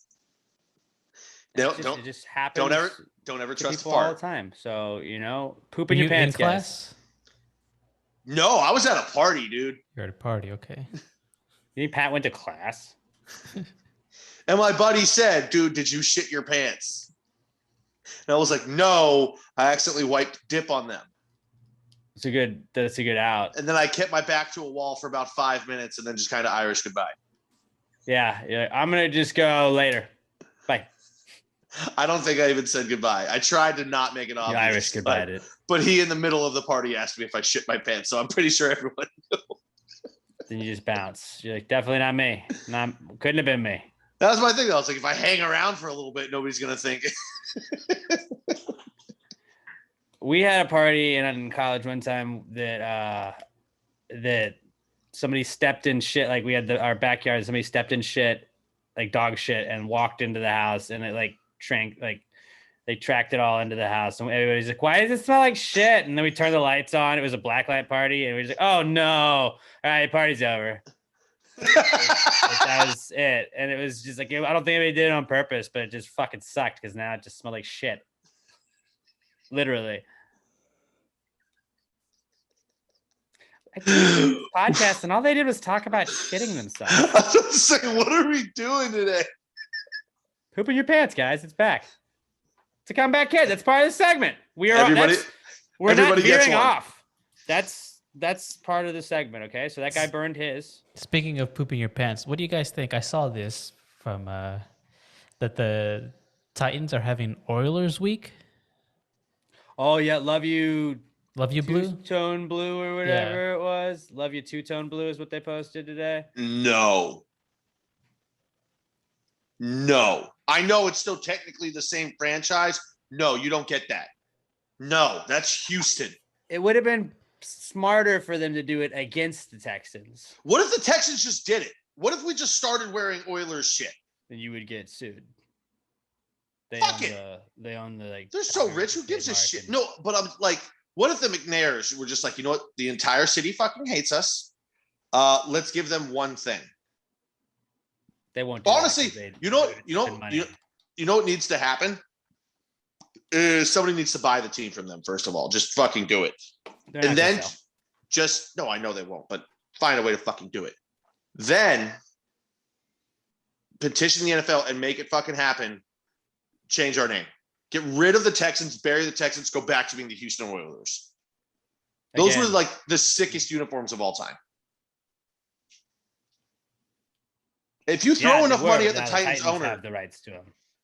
If you pay the owner enough, he'll fucking give up the rights. He doesn't give a shit. It's not the Adams anymore, right? They have new owners. I think it might be the Adams family. I don't know. It's not gonna happen. Like we gotta let go. Houston loves holding on to stuff that's not doing anything for it anymore. The Oilers are gone. Find a new show. It's called the Texans. Root for them. No, I get it. Astrodome. It's got nothing in it. It's got asbestos. Get rid of it. You have Minute Maid. Go there. You can't go to the Astrodome. Like, I saw someone get rid of it. I saw someone comment that the Titans doing this is almost as weird as like Utah Jazz celebrating Mardi Gras if they were to do that. But they're still called the Jazz. So it's like that's a good point though. Like they were the fucking Oilers. They have those color combinations. Those are still their colors. You change, yeah, but here's the thing. You changed your name. Why do you even want it? Because you can. And now your division rival. Why are you going to hook up your division rival with something tight? They know how cool those jerseys would be. They know. I mean, I know it's. They I know don't want to it's let weird, the but, Texans like, do that and then flex all over them when they beat their ass eventually, hopefully, if they ever get good. It's just fuck you, Tennessee. They should have done it against the Texans when they're hosting the Texans, and that would have been like It'd be a great troll to drop. get It would have been a great to troll get drop. inside their head, but they're doing it against whoever else they're fucking playing. But yeah, love you, two-tone blue, I think is what it said. It's definitely gonna piss people off. I don't think they care because they own the rights to all that stuff. So like that, they've had those colors pretty much the whole time. They've like where the way they've dispersed it's a little bit differently. But I fucking think the Titans look stupid in their jerseys already. Like I think the blue helmets looks dumb. The fucking navy and light blue, the way they do it looks stupid. I don't fucking like it at all. I think whatever. it looks dope. The weird sword they have on their shoulder.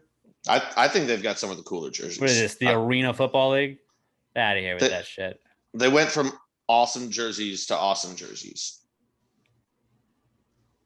Because the Oilers powder blue was like one of the greatest jerseys. I'm not talking about Oilers. I'm talking about Titans. Like I know they changed it up just enough, but I think they're fucking great. They look like a video game, shitty created team jersey. Yeah. Why not? I don't like the Cardinals jerseys either. The Cardinals jerseys, just change them up.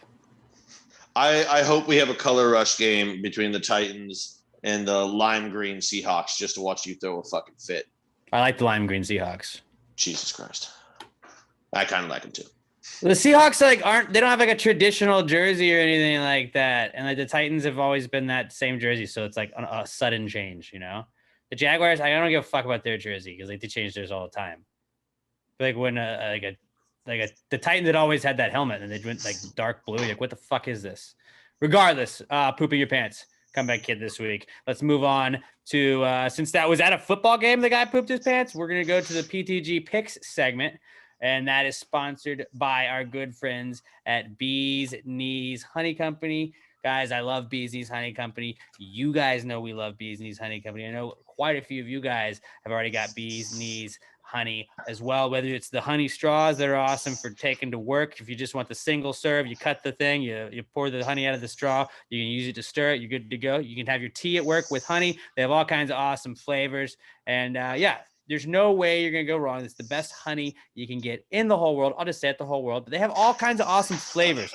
The root beer honey is our favorite personally on the show. So good. They have lime honey, caramel honey, Pacific Northwest blackberry honey, wildflower honey, lemon honey, organic clover honey, fair trade coffee blossom. The root beer is what I'm looking at now. Mango habanero, a little kick to it maybe. Cinnamon, California orange blossom, peach, sour strawberry. Oh, I do like the sour strawberry. They sent me those a while back, and those are awesome. Watermelon, sour apple, mint, and orange. All kinds of flavors of honey. Why would you not want to try them? Go check them out. You can get the honey straws if you just want to try them in a small amount. You can get the jars as well. The jars are awesome. But I like the straws just because you don't have to like scoop it out with a spoon or anything like that. It's just easy. And then they have my favorite thing that they offer is the Oreo cookie honey butter. It's like ice cream. It's awesome. I promise you, you will not be disappointed, or I will pay you for your purchase. I got the lip balm, the hemp lip balm. I have that in my pocket everywhere I go. It's my go-to lip balm. Bees Knees Honey Company. They're the best. They even have dog treats. They have beard butter. They got stuff for everything. Bees Knees Honey Company. If it comes from bees, they got it. beeskneeshoneycompany.com. Give them a follow on Twitter and Instagram. When you order from them, tag them, let them know you heard about them on Pass the Gravy, at Bees Knees Honey 1 on Twitter, and at Bees Knees Honey Co on Instagram, at Bees Knees Honey 1 on Twitter, and at Bees Knees Honey Co on Instagram. And you got to go try them out. Try the Oreo cookie honey butter. Maybe you're like, Alex, I don't know what I would order. Just try the Oreo cookie honey butter. You can put it on anything. You're going to love it. It's awesome. I promise you, you will not be disappointed. It's the tits, and you're going to think so too. Bees Knees Honey Company.com. Okay, let's get into the PTG Picks segment. Yes. We didn't do great last week. We both went 1-2. But fucking Saints. The Saints fucked us. The Cardinals fucked me. But that's what we get for fucking believing in Jameis friggin' Winston. No. We're gonna chalk that up as a bad week. We're gonna bounce back this week. I feel confident. Also, at Gravy Gambles, give us a follow on Twitter. You can see all the stuff we bet on every single day. Also, every single fucking day. goddamn Rams should have fucking easily covered that game. So yeah, we went 1-2 last week. On the year, I am 3-3, batting 500. Pat's 2-4. Pat Feels worse. Yeah, it does feel worse for a weird. I don't know, but you're not out of it, obviously, and you're not doing too bad. So you could be 0-6, and you're not that. So why don't you start since you are behind? Who do you have this week? All right, starting off, Vegas -4 over Miami. This is either the game that Vegas comes back down to earth like they always do, or Jacoby Brissett's playing. Tua is still out. Tua is not going to be in the game. Tua is not playing. Yeah, that's an issue. I was like, dude, -4 feels soft there. That just felt like a fucking gimme. So I had to take that one. Sometimes they give you those lines and you're like, what's up? Like, why is this? Well, it's like sometimes it'll be like -110 if it's like a money line play, and then they switch it to -105, and you're like, what are you baiting me for? What is this? Yeah. What's the catch here? Yeah. I also have. I felt this line was sus, given that. Yeah. That's why I didn't pick it. Yeah. I'm not saying it's not going to hit. I was just suspicious of it. Because Jacoby Brissett is capable, but also. And the Raiders are that kind of team that can just be like, hey, we're going to suck today. Watch Raiders. This. I fully anticipate at least 2 interceptions for the Raiders in this game on Jacoby, but Miami's got some sick fucking receivers too. I don't know. Nothing about the game I love, but like, it just feels like a don't overthink it. Take the line you like. I also hated this week's lines. I'm going to be. Yeah. I hated the lines this week. I hated all of them. I was about to say, I fucking hate this next pick of mine. Also, I may bet like 2 games. Yeah, we have the same pick on this one. Too. I didn't fucking like it. Arizona -7 over Jacksonville. I don't know. It's just maybe Kyler throws 4 fucking picks. Maybe way too many points to me. Plays well. Yeah. Since I had that one as well, to me it was way too many points. But it was like, so I'm saying they're going to beat him by more than a touchdown. I mean, I think they can beat him by double digits. They should beat him by double digits. They just lost. They should bounce back, right? But like Arizona is really good. Their offense is amazing. Their defense is really good. And Jacksonville is awful. Their defense can't fucking stop anybody. Their offense can't do anything. Like, it's literally just Trevor Lawrence. And he's throwing picks all over the place, but he's like, this is going to be like Peyton Manning's rookie year. He might throw a record number of interceptions for rookies, but it's just because he's like, dude, fuck it. I know I'm good. I don't give a shit. I'm going to throw picks. I'm going to try and throw fucking touchdowns. Why? Like, you got to learn by doing it. And he doesn't give a shit. And Urban Meyer's like, dude, whatever, air it out. We both know you're going to be good. This is not the year for this team. Just fucking see what you can figure out there. So I picked this. I feel like they should win by 2 scores at least, is what I think. But also, I don't know. Jacksonville's 0-2, and it's not like they don't have any dudes on that team. They've got some good players around the field. They don't have a coach. And I mean, that's right. 7.5. Like, I looked at this and the Vegas line. If we're being honest, we're getting it at 7. These. I got it at 7 today when I picked it up. So we're going to use 7 as the line. Yeah. Oh, okay. It's 7 right now. It's 7 right now. I had it 7.5. I was still going to take it 7.5. We're getting it at 7. Yeah. Correction, Robert. Remember that we got it at 7. Got it at 7. Got it at 7. Yeah. I don't know. Jacksonville is just. I mean, I think they're playing for Urban Meyer's life. He might die if they lose 30 games in a row. I don't think Urban Meyer's ever lost 30 games in a row. My last one, and I was torn here. Like you said, I didn't like any of the fucking lines this week. I had it down between the under and Jets versus Broncos, but it was 41.5. Super fucking low, but also there's going to be no points scored in that fucking game. I ended up not taking that one. Tease Broncos get sick. Tease Broncos, you lower whatever their favorite. We're gonna do the Packers bet. We're gonna do the Packers bet 10.5. Yeah, tease that and then tease the under so you can get it to 48 or whatever. 40. No, we're gonna tease it in over. I think the Broncos Jets get the over under to 35. Fuck yeah. Okay, good call. Yeah. That's what I'm gonna take. I was looking at that, decided no. I was looking at Chiefs Chargers but it's over 55. And I was like, that's just a lot of points, even though I think it's easily going to hit. I really do. That game is going to have a fuck ton of points. I said no to that one. Then I was looking at Cowboys and Eagles over, which I think was 51.5, which looked good too. Looking at that but also you just never know when Dak's going to throw 19 fucking picks and be a piece of shit and screw you. So I didn't want to take that one. Ended up settling on Green Bay versus San Francisco over 49.5. This one still scares me because San Francisco might just grind the pace of the game down like Bud Kilmer, and they're going to run it right down Green Bay's throat all game because we can't stop the fucking run. But I think both teams are just going to put up points. This feels like that's a good pick. It feels like a 32-27 game, somewhere in there. I can see that for sure. Yeah. I see this game definitely getting into the 50s. Aaron's going to ball out. I mean, San Francisco's defense is really fucking good, but like Packers are going to put up their yards. San Francisco's going to move the ball methodically and score over 49.5. I don't love it, but I'll fucking take it. I got to bet Green Bay somehow, right? There you go. So I guess I'll recap all of our picks at the end. I shared Arizona. I guess we're getting Arizona -7 over the Jags. I think they'll easily beat them by a touchdown at least. And then I'm going to go. This is a case of I felt like it was too many points. Washington football team +8.5 over the Bills. I don't think the Washington football team wins this game. I think that they will keep it close enough. Buffalo just had a blowout win. You don't usually see like back-to-back blowout wins. Washington somehow, like against the Chargers week 1, they were able to keep it close. Against the Giants last week, it was a 1-point win. I feel like Washington's going to fuck around and keep it close. They don't have a great defense. They have a great defensive line. I think for some, I don't know. I felt like 8.5 is a lot to give. It does, but I actually still like Buffalo at that line. This feels like Buffalo's going to win by like 4-7. I'll take 8.5. Even if I don't, walking in with a touchdown plus. Yeah. Getting it. Like I'm not going to be upset if this doesn't hit, but I don't see Washington scoring much at all. I don't think Heineke's going to be able to do much against that defense. I don't know. We'll see. He's thrown over 300 yards in like every start he's had. Which is saying a lot, but I see a couple picks in this one.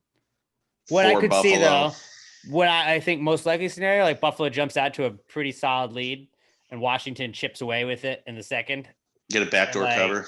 Yeah, you get a backdoor cover. That's what I'm thinking. 8.5 is just a lot, and I feel like when I bet only favorites that they don't do well. So I was like, you know what? We got to have an underdog. I thought Washington football team was getting enough points to where I'm going to pick them as my underdog. Then I'm going to go with the dumb fucking jerseyed Tennessee Titans, given 5 to the Colts, who I believe are starting Jacob Eason at quarterback because Carson Wentz is not expected to play. I believe it's 4. Is it 4? I'm gonna help you out. No, it's still 5. It's still 5. Still 5. Yeah. Okay. No, Tennessee -5 over the Colts. Not having Carson Wentz. I think the Colts are a good team. I still just feel like this Derrick Henry seemed like he got it going at the end of the game last week. Right. Carson's out. Is he definitely out? Very likely out. Shit. Even if Carson's in there, I think the Titans can win by a touchdown. That's 5 points. Done. Yeah, but this is one of those hungry dog runs faster games to me. This also feels like a 14-20 type game, which is a 6-point spread as well. So 5 points, I win. This can totally be one of those games where like the Colts offensive line finally starts to play good because Tennessee can't stop the fucking run at all. Their defense sucks. And the Colts have a good run game, and they're going to lean heavy on it, especially if Carson's out this game. I can see the Colts, because Colts are not as bad as they've looked the last 2 weeks. But I think we've finally seen that Carson Wentz is as bad as I never thought he would be. I thought he was actually a good quarterback, and he's just had some rough luck. Carson Wentz is Jameis Winston. Can't get out of his own way. Can't get out of his own, just throws the dumbest, under pressure, turnovers you've ever seen. The dumbest turnover. He fucking got a shovel pass. He shovel passed it to the defender. That was pretty bad, but actually, you know what? I'm excited for this game because I've got Jonathan Taylor in both my fantasy teams, even though nobody fucking cares about your fantasy team. Nobody fucking cares. And Carson Wentz turning over the ball inside the fucking 10-yard line is getting really old. Not liking that. So yeah, I'm gonna go Titans -5 over the Colts. To recap our picks, Pat and I both have Arizona -7 over the Jaguars. Pat has the Raiders giving 4 to the Dolphins, and he also has the Packers and 49ers over 49.5. I have, along with the Cardinals giving 7 to the Jags, I have Washington football team +8.5 over Buffalo, and Tennessee -5 over the Colts. That, guys, is our PTG picks segment this week.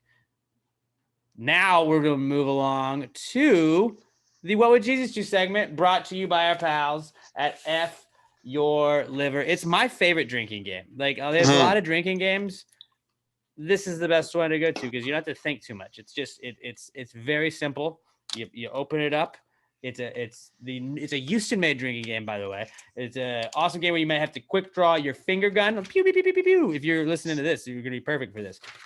Maybe you have to pew pew a little bit. Maybe you have to salute a general. Perhaps you have to recite the alphabet backwards. Robert, recite the alphabet backwards now. Go.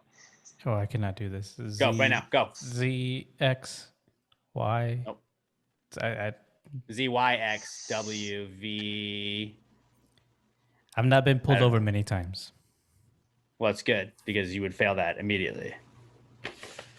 That's part of the game. Like, if you have to recite the alphabet backwards starting with Z, that's funny. That's a funny, this is an awesome party game at the the night's winding down. Hey, you guys want to play some card games before we all go to sleep? Let's do this. Pull your arms. You can pull it back and roar like a T-Rex. That's awesome, Pat. Why don't you do that? Show us that you do your best. Put your arms back and be a T-Rex for me. I don't know what the fuck that was. How? It's pretty. Why is that what I think a T-Rex sounds like? Because they were sort of chickens. It sounded like a chicken. I don't know why I went high pitch, but okay. Luckily, I have a complimentary F Your Liver card game. See what this is? This is awesome right here. It's just a little card game that they come with it. You can take it anywhere. It doesn't take up a lot of space.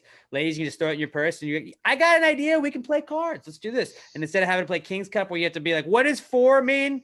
And it's a derogatory term for women that we don't use on this podcast. But then you'd be like, hey, we do rules differently here. You're like, no, it's F Your Liver. They have all the rules on the same fucking cards. Here it is. So if I drew this card right now, it's horse race. Pick one other player and you two have a chugging race. Everyone else is going to bet on a winner. If they are wrong, they must drink.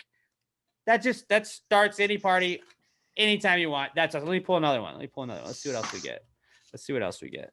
This is all the fun you could be having. FYourLiver.com. The letter F, yourliver.com. They're also on Amazon. Just search F Your Liver card game. This one I just drew. Heaven. Throw both hands in the air. The last player to do so drinks. Simple little things like that. You don't have to. Yeah, see? Robert had to drink. Drink, Alex. Alex on my screen. Yeah, my screen too. There you go. All right. I was outvoted. I'm cool with that. This is awesome. You don't have to worry about what does the 8 mean on yours? Does 8 mean I have to go on a date or whatever it is, like you do in a certain other game that we're not going to give the time of day to? But this is an awesome card game. I've played it with some friends. It is a lot of fun to play. And if you're trying to drink and you're like, I've got a tailgate coming up. Shout out to our Pastor Gavy athletes, Ryan Humphreys and Cody Kress. We're going to go to the Battle of the Piney Woods, October 2nd. That's not next Saturday, not this coming Saturday, but the Saturday after, I believe. And you guys should get your tickets. It's at NRG Stadium. We're gonna go support our boys. I can't wait to go. I'm gonna take some F Your Liver. I'm gonna take my F Your Liver for the tailgate I do, and then we can play some games there, get a little litty, and then I don't have to buy any beer at the stadium because I'll be good from hanging out in the tailgate.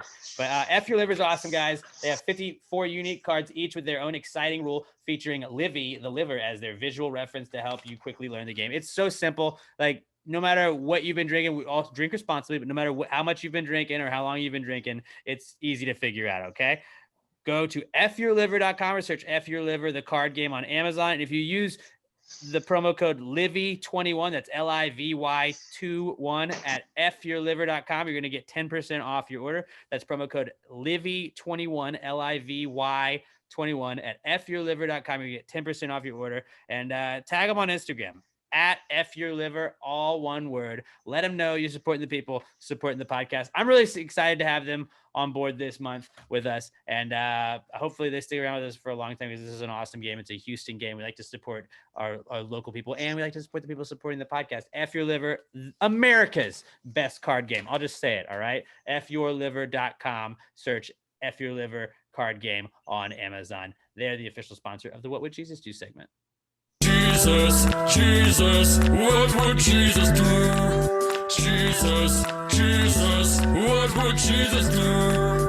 Put him in a situation in a matter of time. If you wrote this jingle, do you think he'd make it rhyme? So think about this crazy world in which we live today, and how would Jesus handle it in any given way? All right, so if you don't know about the What Would Jesus Do segment, let's catch you up to speed. We grew up with the What Would Jesus Do bracelets. They never told us what they would do. Similar to I felt like they should have been more like a fortune cookie where you're like, he would do this in this situation. Didn't tell you that. I also feel like we should have made a WWJD 8-ball where it just says he would do that or he would not do this. I don't know. It seems like there could have been too many variations. But if you have a situation that you're wondering about, throw Jesus in today's times. What would he do if this happened? Send us a tweet at Pass the Gravy Pod, hashtag PTG WWJD, and throw Jesus in a situation in today's times, and we'll tell you how he would handle it, because now we're going to give you the answers that those bracelets couldn't give you. That's the WWJD segment. Hashtag PTG WWJD to at Pass the Gravy Pod on Twitter. This week's What Would Jesus Do comes to us from our reigning Pass the Gravy MVP, Josh Tree Cottle, at Joshua Tree 713. He says, if Jesus bought a boat, what would he name it? There's a walking on water joke somewhere in here, and I'm trying to find it. God, what would Jesus name his boat? I just thought the Walker. Oh no. The Walker was what I thought. Ooh, Walker, Texas Ranger. If he was in Texas.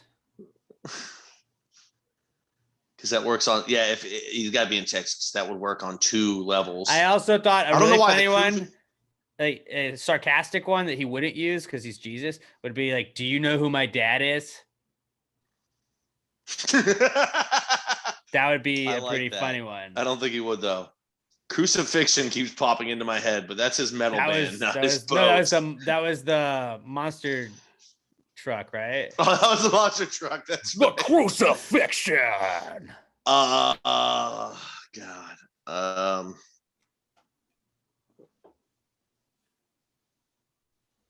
God, man, this one fucking stumped me. That's why I thought the Walker, because it's haha, he's not an old man, but you could be oh, it's just some retired guy, but then he literally walks on water, so okay. I like the Walker.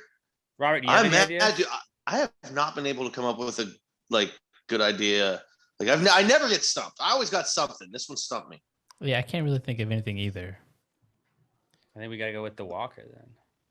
The Walker, yeah. Trying to think of something about me and the boys with the apostles. I can't put anything together right now. Now, I mean, he would probably have a boys' trip with all the apostles from time to time, and they would all just absolutely rag on Judas. Do you think Jesus gets forgives? Invited still? Oh, he does, I guess. Jesus forgives. Jesus forgives. So Judas is still going to be there, but maybe in that point, on those boys' trips, he changes the name of the boat to Judas Killed Me. No, he wouldn't name it Judas Priest. It's already a band. He's not going to just name it the same thing as the band. You don't want to give Judas that the Walker. shine. The Walker. Holy water. And then you could be Holy Water would be good. I still like the Walker more. Holy Floater would be cool. Instead of Holy Roller. It floats. You're basically you're saying holy shit if you call it Holy Floater. I'm on a website that's 30 Christian themed ideas for naming your boat. Thank God, there's got to be somebody, one in here. All right, thank God. Let's go. Rattle them off. Finally, somebody did our work for us. I like this one, Ocean Devotion. Real, Next. real blessed, but REEL. That'd be That's good. if JC was a big fisherman. He's got the he's got the what is the Magellan shirts on. Yeah. Well, you know what he said? Give a man a fish, you feed him for a day. Teach a man to fish, you feed him for feed him for the rest of his life. That was hard. Loaves and fishes. That would be a good one. Loaves and fishes. We got that. What else is here? Jen A. Blessed waves. Did I say blessed waves? No, like that that sucks. Water into wine. The Ark. The Right now- Ark. The Ark No! is a good one. No. It's not better than Walker. The Ark II. That would scare people. Ark II. Oh man, I think that's it. I think it's Ark II. But like, it'd be funny if it's just like not a huge boat. It's like just like a small like 2-person boat. I don't know. Oh yeah, like, it's a pontoon. It's a fucking pontoon. there's a pontoon boat. The Ark II. Like, what is that gonna do? I like Ark II. No, you gotta. It's like Facebook. We're dropping the. It's cleaner. But No it's like Ark 2.0 and it's either. like- It's just it's Ark 2. Roman numerals 2. So it's like classy because he was also, I think, I don't know, was he crucified by the Romans? Maybe we don't want to do Romans. Yes. Oh no, I mean you definitely got to put that on there. Ark But 2. I like that. I think that's it. Ark 2. Any other good ones in there, Robert? Or is that pretty much it? That's pretty much it. I like Ark 2. I think it's That's- funny when people like, because that would be Jesus related as well as like the Ark was. But like, I've always thought it'd be funny if people like when you make a 2 for stuff that like you weren't part of the first one. Like I've always wanted somebody to just come out with Thriller 2 as like their album. I thought that'd be a hilarious album name. If I was ever a musical artist, that'd be my album name. Would be Thriller 2. Did you ever watch Hamlet 2? There's a second one. Fucking hilarious movie, man. Never even knew it existed. Oh yeah, Elizabeth Shue is in there. Fucking great movie. Hamlet 2. Look it up sometime. It's basically it's like a high school teacher that writes a second Hamlet for his class to make just to like get some buzz, and it's all like it's Jesus time traveling and shit. It's fucking ridiculous. Sounds like the kind of show I'd like. Yeah. There's not much of the play in there either. It's basically just them trying to make this fucking play happen, but it's really good. The main guy is from the other guys, the financial dude that's actually scamming everyone, that British dude, it's him. Okay. Yeah. I don't know his name, but he's a really funny guy. That was a great question, Josh. I think we think Jesus would name his boat Ark II. Ark 2. Ark II. At Pat Great Pod, hashtag PTG WWJD. Pat, will you tell our good friends about Southern Star Brewing Company? Yeah. I mean, if you're having a rough day like I am today, I'm not exactly killing it, but it's always good to come home and have a couple Southern Stars ready for you. Right now, I am on the Oktoberfest. Guys, if you have not had it yet, especially in the past, get on it now. It's German style Festbier. God damn it, German words are fun to say. Yeah, they're gonna, no matter what you like Oktoberfest beers, this is gonna be one of the better ones, if not the best one you'll ever have in your life. They knock it out of the park like everything else they do. Damn, 6.25 does pack a punch as well. You know, say you don't like this, you like a little bit of a lighter beer. Well, Bombshell Blood, boom, right there. They've got just the perfect, the flagship. Gonna get the job done. Easy to drink. We sell a shit ton of them at the restaurant. Like IPAs, we got about 14 different variations of IPAs that you can have. My favorite is the Subatomico. There's the classic conspiracy theory. We've got Lil Cal IPA. If you're trying to, you know, watch the gut a little bit, I probably need to start drinking more of that again. I've been packing them back on. I'm trying. What is their? I'm doing a terrible job right now. I'm trying to remember what their next one coming up is. I know right now it's October, but either way, guys, you know you love them. We love them. Southern Star. The event coming up this weekend is it's crazy how Alex throws this to me every week, Robert, and I'm still somehow never prepared for it. Cruise in for Coffee Car Show. I knew I had pulled that up earlier, but then don't you hate when you're on Facebook and you have it pulled up and you don't pull it up for a while and you go back into it and it just flashes back to the main screen, fucks up what you're trying to do. You look like an idiot. Yep. Yeah, it happens to me every single fucking week. Early, not cool. But yeah, the Cruise in for Coffee Car Show this weekend at Southern Star. It's like every event, guys. You know it's gonna be fun. They kill it every time. There's cars. There's beer. What more could you fucking possibly want? They're the best. Just guys being flag in the dukes. tap room. Let them know you're part of the Gravy Gang. They'll hook you up. 2525 North Fraser Street up in Conroe, Southern Star Brewing Company. Also, that night is Tejano night at Southern Star Brewing Company. Good. So, yeah, Happy that's gonna be fun. Latin History Month, everybody. Hispanic Heritage Month. Hispanic Heritage Month. There you go. Yeah. Wow. It only took us till the 22nd to throw that out there. Well, it started this week. Started last week. What? Started last week. It starts in the middle of the month. That's why it's like hard to remember. It's not That seems like bullshit. Like the month of September isn't Hispanic Heritage Month. It's from September 15th to October 15th. So I gotta say that's just poor organization. Let's pick a month to give them, in the nicest way possible. I did not mean that in the happy Hispanic Heritage Month, Robert. But to get back to our ad for our friends at Southern Star, guys, it's beer for people that like beer. They're gonna find one for you that you're gonna like. That lemon pie, I'm telling you guys, it's fucking amazing. I wish I had some of it to mix with this Oktoberfest again. It's still around places. Same thing with the pills. If you can get your hands on it, then get your hands on it. They're stupid good is really the best way to put it. They're too like beer shouldn't be this good. It really shouldn't. It's true. It's unfair. They're disrespecting every other beer maker out there, but that's okay because we love them and they're our guys. Southern Star Brewing Company, guys, the best beer in the whole world, and one of the sponsors of our Not Cool Summit. If you're feeling not cool, something that is cool is Southern Star Brewing Company. Another sponsor of the Not Cool segment is Alamo Remedy CBD, our favorite CBD in all the land. I've been using the lotion on my my weak ankles. I like to call my wankles. My weak ankles. I feel like I have terrible posture. I walk. It sounds like you're using your ankles for something else. But I don't.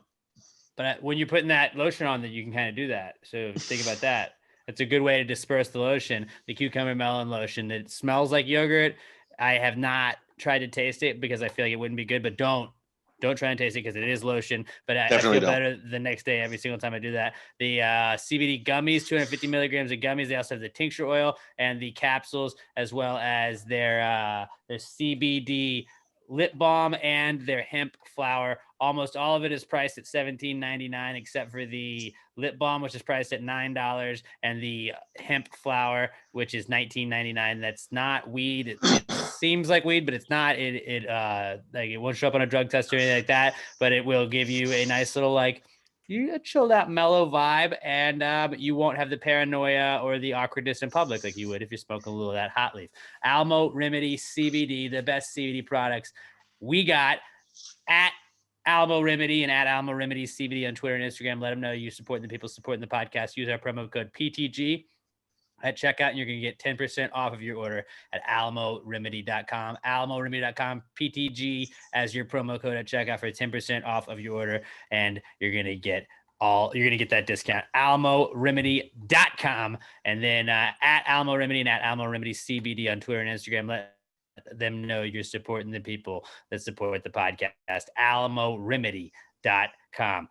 They are the sponsors of our Not Cool segment, and if you have something that makes you say, hey man, that's not cool over the week, all you gotta do is hit us up on Twitter at PassGravyPod. I'm at Alex J. Middleton. Pat's at Not Pat Dion. Robert is at Robert Barbosa03 at Pass the Gravy Pod. Use the hashtag PTG Answers. That's how we check it first. You can email them to us, although we don't check the email all the time. Answers at PassTheGravyPod.com, and you can go find out where to submit your answers, questions on our website, PassTheGravyPod.com. but we prefer Twitter at PassGradePod, hashtag PTG Answers is how we'll find those. If you don't put the hashtag on there, we're not going to be able to find it. I search the hashtag every week, and that's how I get the questions. And if I, if I check the email every couple of weeks, I feel like, but not even that often sometimes. But hashtag PTG Answers at PassGradePod. This is the Not Cool segment. Not cool, man. Dude, that's not cool. Not cool. Not cool. Dude, that's not cool. Not cool, man. Dude, that's not cool. Not cool. Not cool. Dude, that's not cool. Not cool. Not cool. Who wants to go first out of us? I will. I'll run through mine real quick. Tell us So why my you buddy- are where you are right now. First. Yeah. We were 2 minutes away from you sending me the Zoom invite. And You I usually was be like, hey, my- this time is when we're gonna connect. Okay, cool. And Yeah. then I mean, Pat was literally, like, it was I like, got home. Yeah. yeah. And I had said ready, and you were like, all right, just give me just a couple minutes. And around that time, I've got my TV on, I'm watching, and it's getting a little staticky and shit, or not staticky, but like choppy. Then out of nowhere, all of a sudden, just everything, it doesn't cut off, but it just stops and everything freezes. And I look at my phone, and yeah, everything. I look, it's like, oh yeah, you've got TV and internet outages in your area. So what the fuck? It Not doesn't. great. It goes, and they're like I had to look up on the app, the fucking Xfinity app, and they're just like, yeah, we're not sure when it's gonna be done. So I'm like, fuck. So I had to text my buddy, and I was like, dude, can I come over to your house and use your internet? And he's like, yeah, come on over. So like, first of all, there's that. So guys, if we're a little scattered today, we're running no huddle today. We're flying by the seat of our pants, whatever the fuck that saying even means. That's a good one that nobody knows. So Yeah, just I really want to know what the fuck that means now that I said it. But like, Or yeah, seat that. pants. So yeah, that's been bullshit. But at least I get to hang out with this cool Christmas tree that my buddy never took down. He just put in one of his spare rooms because he's a fucking Nice. innovator. It's convenient. Yeah. Shout out Nick. He's actually on Twitter now. I'll give him a shout out on there. You guys should go follow him. I don't think he posts anything because he's a piece He's a of great shit. Call of But Duty you know, player. he's a member of the great. He is. He's a fucking wild. This is my best friend that you guys have heard me talk about for years. He's a fucking psychopath. I love this And guy. he still invites me to play with him occasionally on Call of Duty, and I always get embarrassed. Yeah. because Well, I'm we use bad. you for your lobbies. It is what it is. He's at N Ziegel Zeigle. He's a good dude. He's a piece of shit, but he's a good dude. Go so follow that's him one. and say thanks for letting Pat use your house to broadcast. Gravy Should Day I would call not him have here been for made the possible without Nick Ziegel. Should I call him in here to do answers or no?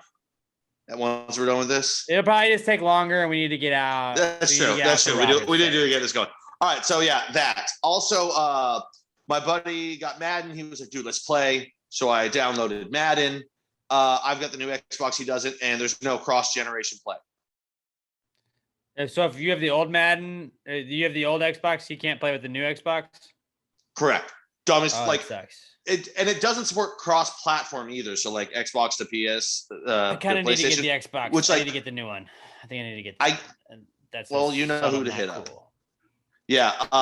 But like I get not having cross-platform, but cross-generation, like you can't even play with other Xboxes when most people don't have the new Xbox yet because it's still extremely hard to find.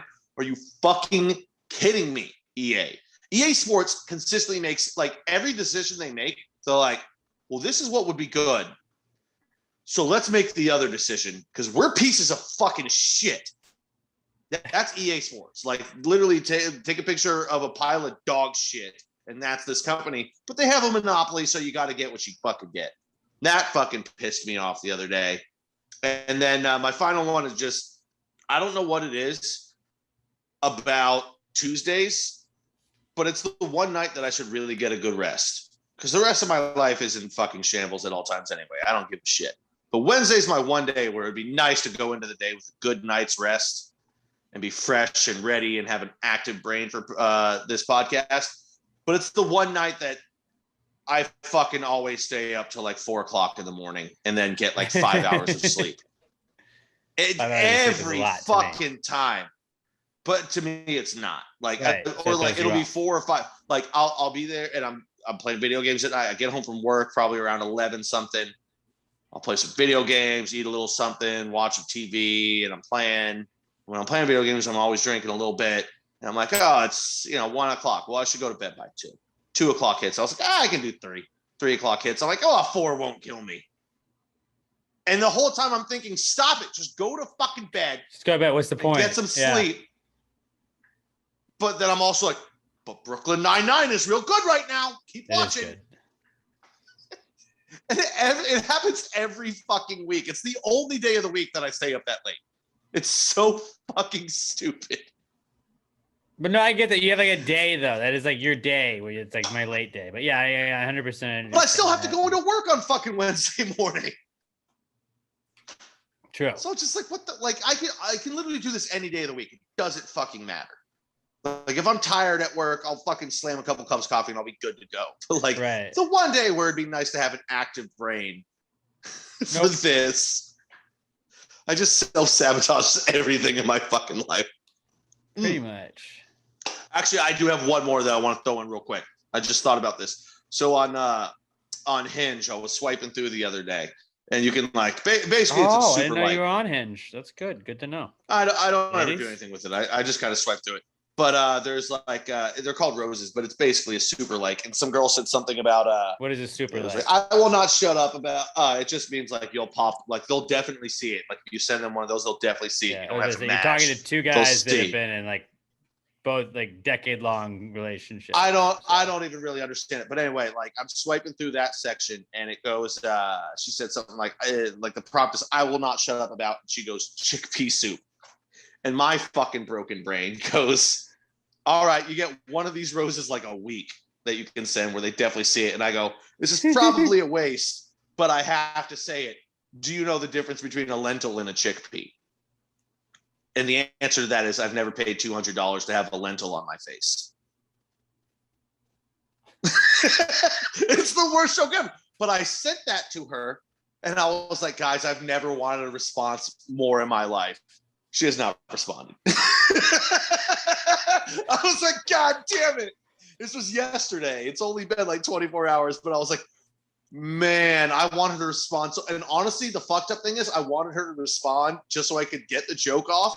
And then I wanted her to be disgusted by me and never fucking message me again. I think you achieved that for sure. The fact that I don't even get to do the joke hurts me more than her rejection could. It's pre-rejection. So you're not even trying to find dates at this point. You're just trying to like make jokes. It makes me laugh. But that one, like, I wasn't even trying to do it. Do you have to pay for a super like? If you want to buy more, they give you like one free one a week or something. I don't know. I barely ever use this thing. I just give, yeah. And I like I said, the first thing I said was, this is probably a waste of a rose. But do you know the difference between a lentil and a chickpea? I can't see. That joke is one of my favorite jokes of all time. I can't see the word chickpea without laughing anymore. By the way, so many people are going to use this joke at work the day after they hear this. Please let us know if it killed. Josh Tree's definitely going to fucking use that joke. Give Pat some sort of credit. Let him know that it worked out. That'll make him feel a little bit better. And hopefully you get some roses. I just want the joke to continue. My buddy at work told it to me. It's like my second favorite joke of all fucking time. I love it. And it hurts my soul that I don't even get to deliver the punchline. You know, I might just put it in my profile at this point to see how many people fucking message me to get the punchline and then never talk to me again. You should try. Oh my God. I'll do it as soon as we're done. I'm gonna add it in there. That fucking. All right. I just thought of that though, and that made me laugh so goddamn hard. That's a good one. I have a sleep related one too. Like every now and then, I'll just have a night where I just can't sleep. Like no matter like everything about me feels uncomfortable. Like I'll feel like my back is hurting. I feel like the room is too hot. Like every little bit of noise just keeps me awake. And that happened a couple of, I think last night or the night before, where I was just tossing and turning. I couldn't sleep. Like I had to leave the room. Like I keep tossing and turning and wake up Sam. So I'm gonna leave the room and go to like on the couch and sleep on the couch. I was over there for like 2.5 hours, and I think Sam woke up in the middle of the night, like where are you? Where'd you go? Yeah. Then she like came and got me. But like, yeah, I just couldn't sleep. And then for the rest of the day, I felt the next day I was just like out of it, like not feeling too well. Really annoying. It's a rough one, buddy. It's solid, not cool. My not cool doesn't really have anything to do with sleep, but my heart is my not cool. And I don't know what was going on last Thursday. I was working on the Rod Ryan show, and my heart was like, my watch was like, "Yo, dude, you have a weird high heartbeat. What's up?" And it was like, "We've noticed you have a high heartbeat for a little or whatever little activity you've been doing." And I was like, "I don't know." And I pushed it off, and then it gave me another warning like 15 minutes later. My heart was at like 147 beats per minute, and I was just standing talking. And I was like, that seems high. And I mean, like, I don't know. I drink 5-hour energies all the time. I drink a shit ton of coffee in the morning sometimes because like I don't get sleep. Like I was joking, like 5 hours is a long time for me, but like 5 hours is probably like the max amount of sleep I get in most days. But I was then like, this is bad. So then on Friday, my heart was not at 140-ish, but it was at like 115 to like 99-ish. And when I looked up like what is the average heart rate, like and it was like if you're like super unfit, it's between like the average heart rate is between 60 and 100 beats per minute, and mine was towards the very high end or above all of that, where I was like, and then I had some chest pains. I had some weird chest pains I didn't like. And so I was like, am I dying? And I honestly, Thursday, I was like, the Giants and West Ham both played on the same day. I feel like stress can be a large part of that. I get like during Giants games, I get lots of like heart notifications, but I'm watching football. This is what happens to my heart. The Giants are trying to kill me. And at one point on Friday, my heart was still acting weird, and I was still getting notifications. And I was like, I think the Giants are really trying to kill me. Like they're really like, we're just gonna make his heart beat to death. Like we're gonna kill him. And so I was talking about like tied into my not cool was going to the dentist, where it's like, I gotta make a doctor's appointment now. This is the worst. Like and then they were like, well, do you have any numbness or pain in your chest? I was like, no, maybe a little tightness. And they're like, okay, well, if you have any numbness or pain, go to the emergency room. And I was like, all right, got it. And so then all weekend in the back of my head, I was like, please don't have any numbness or pain. Please don't have any numbness or pain. Because I was like, I don't want to go to the emergency room. That's going to fuck up my whole weekend. I wanted to play Call of Duty this weekend. I had things to do this weekend. And then it's just like, I don't know. I was like, my heart's broken, and then it was beating too fast, and it's literally, I think the Giants are trying to kill me. We're like, both of my teams played on the same day. It was that was the highest it was, and then I showed my doctor, and it was like, yeah, your resting heart rate's like risen like each month over the last year, and I was like, probably not great. So then I had to do the whole like smorgasbord of tests, where they gave me an EKG. EKG came out great, looking great with the EKG. But like now my heart rate right now is 85, so it's back within the normal range. But it was just like all of a sudden, like Thursday, Friday last week, it was like, hey, I don't know how to beat normally. All I know how to do is run. It feels like you're running, but you're not running. But it feels like you're running, but you're not. Like that was how my heart felt. And it's like when you are running, like I felt like my heart was just pounding in my chest. And so I went to go get it checked out. Then they did blood work and stuff too. I have higher blood pressure, but I'm pretty sure now I have to go to a cardiologist. So it's like my heart's not cool. And now, like, I mean, it's like being alive is cool. Big fan of that. But I mean, most of the time at least.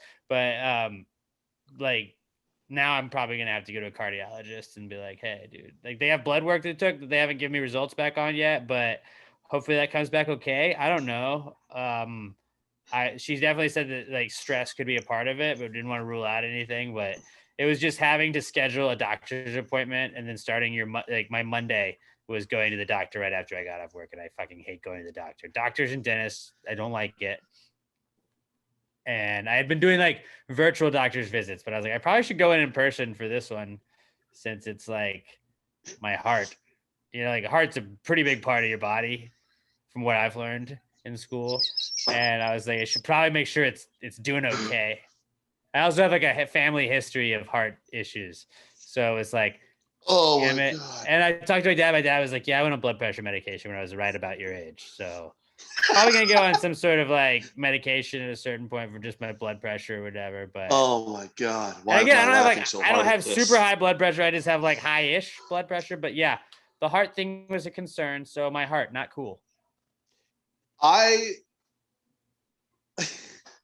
feel like if me and you went to a doctor together and got side by side tests, like a full workup, and we threw out the whole obesity part for me, and we were like, doctor, which one of us is healthier, minus me being super unhealthy because I'm fat, I think I might come out on top on that one. Because like I probably have high blood pressure too, but like I don't stress a lot about anything. Like none of my teams are bad, so like it doesn't really affect me. Hey, shut And the I fuck don't up, care. dude. And I don't care about anything. So like I've said this many times. I'm shockingly healthy. Like I don't ever get sick. When was the last time you went to just- the doctor? Minimum 6 years ago. Okay, so doctor and dentist is 6 years ago. I don't think you're qualified to say that until you've been where they've checked you out and been like, Nothing. yeah, you good. Nothing hurts. That doesn't. My heart didn't hurt. It was just beating I don't- fast. I don't have any chest tightness. Yeah, maybe when things start to hurt, that means it's a little too late. You probably get like, pre-checked. Dude, chest tightness though, weird feeling where you're like, is this it? Now that being Am said, I if they going? gave And me I a- was just like, all right, well, I don't have to watch the Giants lose again. But then I if I also got a wanted it to be like, colonoscopy, if yeah, they like needed, if they tested know. my stool or gave me a colonoscopy, they'd probably be like, dude, your entire digestive tract is fucked. And I'd be like, yeah, Cologuard. I've known that. Cologuard, poop in a box. Nobody's gonna know. That's the only thing is I shit more than any human being should. It's just it's ridiculous. But other than that, like, I mean, I'm going bald. I know that. I mean, you're growing the hair out as long as you can, so that's good. Yeah. The fucked thing is it like, and I wear hats at work so nobody knows, but I feel like if I'm just like around and I've got my hair long, people are like, that dude just can't accept going bald. That's probably what it looks like right now. I'm like, no, I want a mullet at some point in my life. And this might be my last chance. This is it. It's the last run I have. Like, oh, you can get Rogaine. I'm not fucking paying for that. I spend money on booze and gambling, and that's about it. And random clothes from fucking websites that I like. That's all I spend money on. And then our merch. That's it. Shout out to everybody. 90% of that is booze. Shout out to everybody that bought our merch. PassTheGravyMerch.com. Also, speaking of our merch, I'm gonna put up back in the Pass the Gravy store. That's limited edition merch that is no longer available. But I'm gonna put this up in the Pass the Gravy merch store this week. And I said I was gonna do it last year, and I forgot like who all the winners were. But I promise I'm going to do it this year because it seemed to work towards the end of the year. If the Giants win a game, just tweet us at PassGravyPod, at Alex David, say go Giants, #GravyGang. And if you're the first person to do that every time they win a game this year, I will send you a Giants like gravy shirt. It just says gravy, but it's in like the Giants font. It's a baller ass shirt. I'm gonna put that back up in the store this week. I'll put that back up tomorrow, and I will make sure that like I make a post about like you won this week, and then I will send you the shirt that day. You will get. I need to buy a new jersey. That'll be the shirt. So that's my attempt at trying to make the Giants fucking win games. Like I will spend money for my team to win games, and I don't care how if they win out. I don't fucking care. I'll pay for 15 fucking shirts. What shirt did you say? The Giants gravy shirt. It's not up in the store right now, but I guess it was awake. So can you activate it? I thought you only made one for yourself on that one. It may have been if it wasn't available just for because we had a limited run because I gave it to people. I had people that had like I know Phyllis Phyllis had one. I'll see if I can find it. If not, just let me know. I'll put it up. That's behind the curtains kind of stuff. But yeah, we'll have that up, and that I will send you that shirt if you just at PassGravyPod at Alex J. Milson. Go Giants. Hashtag Gravy Gang. If the Giants win on any day that they play, just let me know. Let me know, and that'll be me spending money and supporting my team, and then all of that. Okay, that was my not cool. My heart is my not cool. Pat, do you think you could do one more ad for me? You've never done. I mean, it didn't go so well last time, but I could give it a fucking shot. Because I really have to go piss. I drink a lot of water today. Again, trying to be heart healthy, trying to flush out the system. Yeah, go. You know what? Go for it. Me and Robert will tag team this one. LittleMshop.com. LittleMshop.com. Wait, did I spell something wrong? I just tried to pull it up to help me. And LittleEMshop.com. Safari cannot open the page. Well, what the fuck, guys? We're just gonna wing it then. Yeah, you know them for the original like air fresheners, but they have so much more than that now. They have notepads. They have shirts. Some say like millennial or too tired. What's the one? Don't talk to me. Don't talk. That's to me. one of them, right? Yeah, that's the patch shirt. That's the patch shirt, guys. Either way, there's something on there. Actually, you know what? Right now I'm rocking this shitty little torn up, tattered fucking notebook on here. I wish it would pull up right now so I could buy one. But apparently my buddy's Wi-Fi has her website blocked. Who fucking knew? Yeah, guys. Actually, I will say this about having a little notebook. It is so helpful. I've never carried one in my life, and I started doing it a couple weeks ago, maybe like a month and a half ago for the podcast here, and then also to write people up at work, which is honestly insanely fun. Like wielding power, guys. Now I know why people abuse it. It'll help you out in many areas of work. So get one. Also, while you're on there, get yourself a couple air fresheners. Your car probably smells like shit, and you just don't know it because you're in it every day. You've gone nose blind to it. Get yourself some air fresheners. They're going to be the best ones you've ever had. Right, Alex? LittleEMshop.com. Yeah, by the way, I checked on my phone. It does work. Oh, you know what? I think I know what I did wrong. Shop. I put Lil. Like a rapper? That's why. It's not little. It's LittleEM shop.com. Guys, as we've demonstrated many times today, I'm a fucking idiot. It's okay. It's okay, guys. It's okay. But I'm going to get myself a new notebook and some new air fresheners because I am about out. But yeah, littlemshop.com, littleemshop.com. They have those awesome shirts. They're the softest fucking shirts in the world.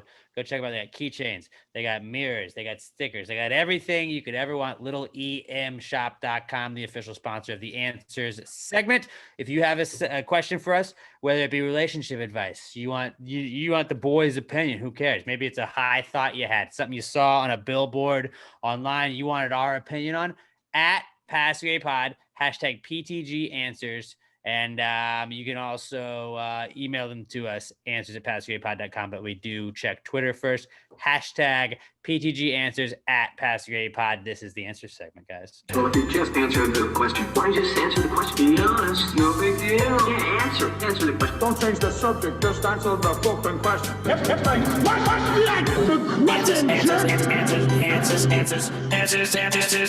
Answers. Any questions? All right, let's start with our podcast. Watch the video version, guys. Watch the video version. Watch the video version. Get to see my sweet dance moves. Let's start with our podcast son that we have raised ourselves. We talked about not being fathers, but we are fathers. We just have an older son, Skylar Lester. At OMG, it's Skylar on Twitter. Skylar says, does the phrase sweet Jesus imply the existence of umami Jesus, spicy Jesus, sour Jesus, bitter Jesus, and salty Jesus? Well, Jesus forgives, so there's definitely no salty Jesus. Good point. We can get that off the board right now. I think Jesus could be a little spicy. Bet you he could throw some zings here and there. I always Once felt like again- sweet Jesus. I think it was Melissa Hyde that replied to Skylar's tweet and said that it wasn't sweet baby Jesus. And he Not said he always. thought, and Skylar said he thought that was a barbecue sauce, which is Sweet Baby Ray's, which I liked his response. That was a great response. But I feel like sweet Jesus was just like sweet, comma Jesus.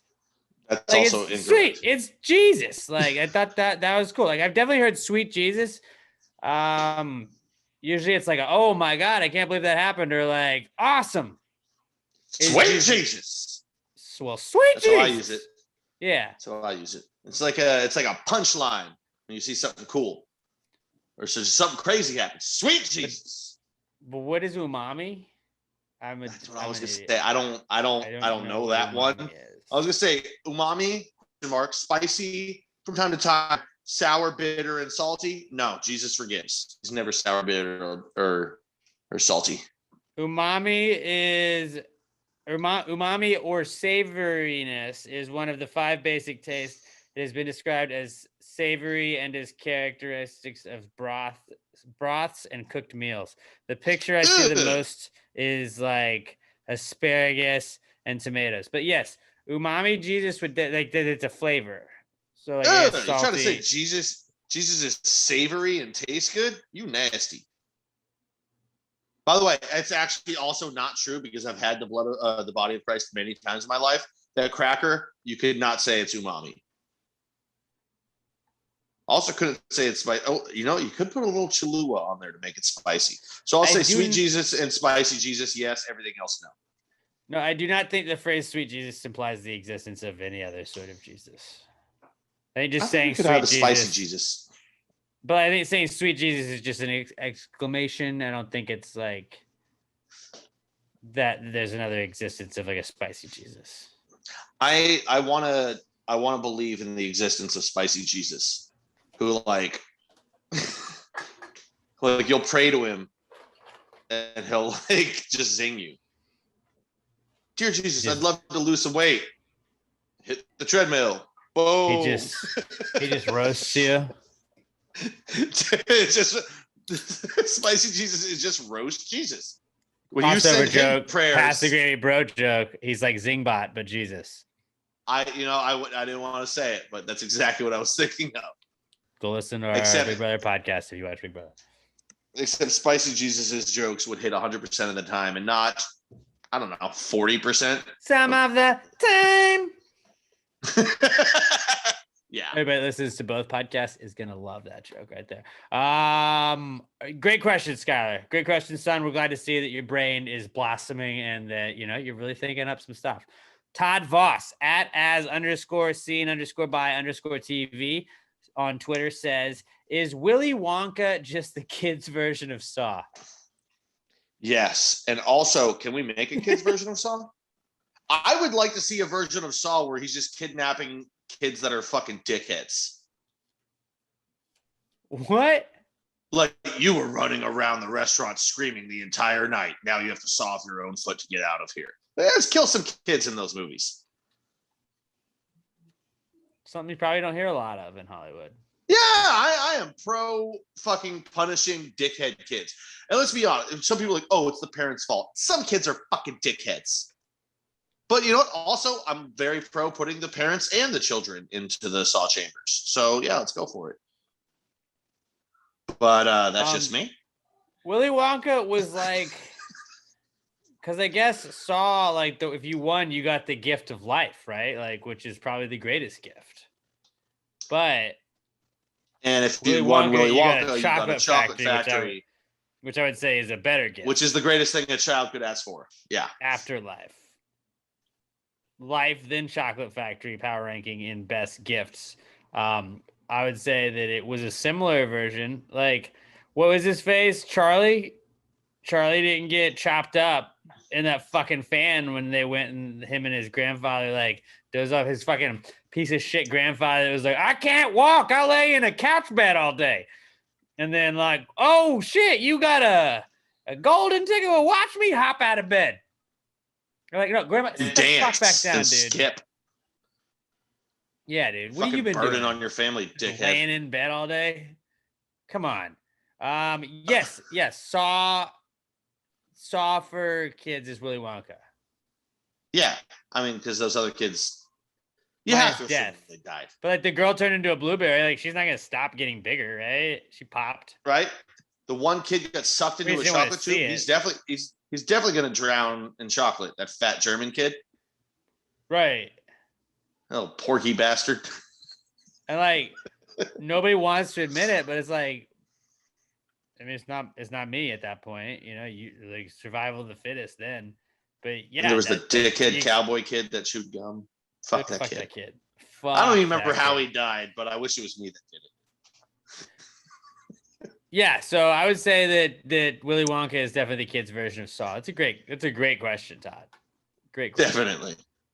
Alexis Garcia at Alexis Texas _ on Twitter says, how do you politely tell someone that they stink / could use some deodorant? Like at the gym. I thought this is a specific example. I'm sorry. You know the person would be my question, because it's like if you know someone. By the way, I heard this week, great way to get out of a gym membership without canceling your credit card and or debit card, like I may or may not have done. Just tell them you're going to jail. Tell them you're going to jail. And I saw online somebody was trying to get out of a gym membership thing. They're like, tell them you're going to jail. It works every single time. And the person had replied, they're like, fuck, dude, I did do that and it worked. Wait, why would that work? I'm going to jail. I will not have the funds to pay for this. I'm going to jail. I can't do it. And like, they're just like, okay. Like I feel like they would just keep charging that one guy on that one instance had said that in the comments section, and somebody commented that was the original poster bitching about not being able to cancel a gym membership. It was on Reddit. So it's 100% believable, obviously. But that guy was like, fuck, dude, that worked. So I was like, probably works. I don't understand people that like, I understand trying to cancel stuff over the phone is really hard, but when you can literally walk into the gym and be like, I'm canceling my membership, and look, well, you could do it. I'm canceling my membership. I'm canceling my fucking membership. No, get but get your fucking manager out here and cancel my goddamn membership before I call the scene and call the fucking cops. This person be a was dick about trying it. to cancel a membership of a gym that closed during COVID and did not have another location near them.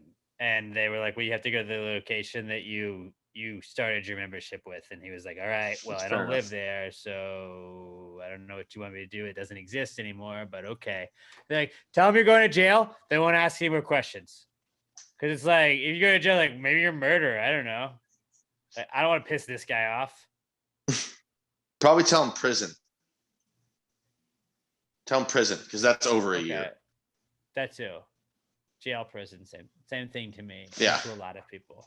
But how do you politely tell somebody that they need deodorant or that they stink? If it's a friend, it's a little bit easier. Like, I don't know. Like, I feel like if you work with somebody, if it's in the gym, it's like you're gonna stink anyways, right? Like, it's hard to be like, hey, you're super stinky. I just like FYI, like, but like, so, like, I mean, to her credit, like, it's like there are people that are just like, do you ever like we all like everybody has that stinky friend you had growing up, and it's just like maybe like they did put deodorant on, but it didn't work. They had hyperhidrosis or whatever. They didn't know it. I don't know, but it's just like they're like everybody has a stinky friend growing up, and you're just like, that guy fucking smell, bro. Like no matter what. And we played football with ours that we had, Pat. We're not gonna name names, but like you could tell like I was stunk, and it was like you'd sit at him at lunch and you're like, hey man, like I didn't never say anything, but like you should probably just like, hey, FYI, I love you. Like as a kid you don't understand it, but you're like, dude, I love you. This isn't me saying that. Like just you kind of stink. Just FYI, people probably like if I can smell it, other people can probably smell it because they have noses too.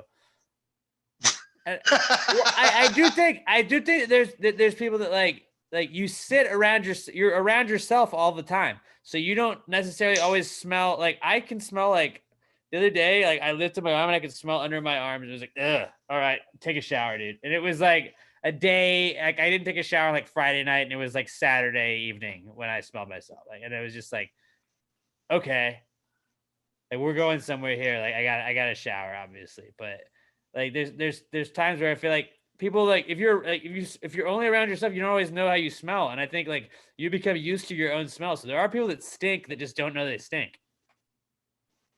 Like you're nose blind to your own smell. Like when you go to anybody's house, that was like one of the craziest things as a kid. When you go to somebody's house and you're like, oh, your house smells like this. So and so's house smells like that. You can't always put like what it smells like, but you know, like that's the smell of Pat's house or that's the smell of Robert's house. Robert doesn't know that smell. You know, like I don't know that smell at my house, but it's like when you're growing up, you go to people's houses that like they're around that. So like if that's your body odor, you're around it all the time. And unless you're very aware of it, which a lot of people aren't because you just get nose blind to it, you're not going to notice you stink. And that's probably the case with that guy or gal. But just be, if it's your friend, just be as real as you can. Just like, I love you. This isn't anything personally me attacking you, but like you smell bad. Maybe put some deodorant on. If it's nobody else, I think you got to suffer through it. If it's not a friend, it sucks. Really, the only polite way you can do it is if you know them, because then you can be like, "Hey, like I'm not trying to be a dick, but like, you know, there's like no way you can win. You need to wear some extra. You need to wear some extra deodorant. But if it's a stranger, there's no nice way to do it. It's like, dude, you stink. But like, also, it's the gym, so like you're like, oh, maybe. But like, for her to say that they stink at the gym, they must have that like extra gym stink. And you would probably I get be that. like, I know what that is. Yeah.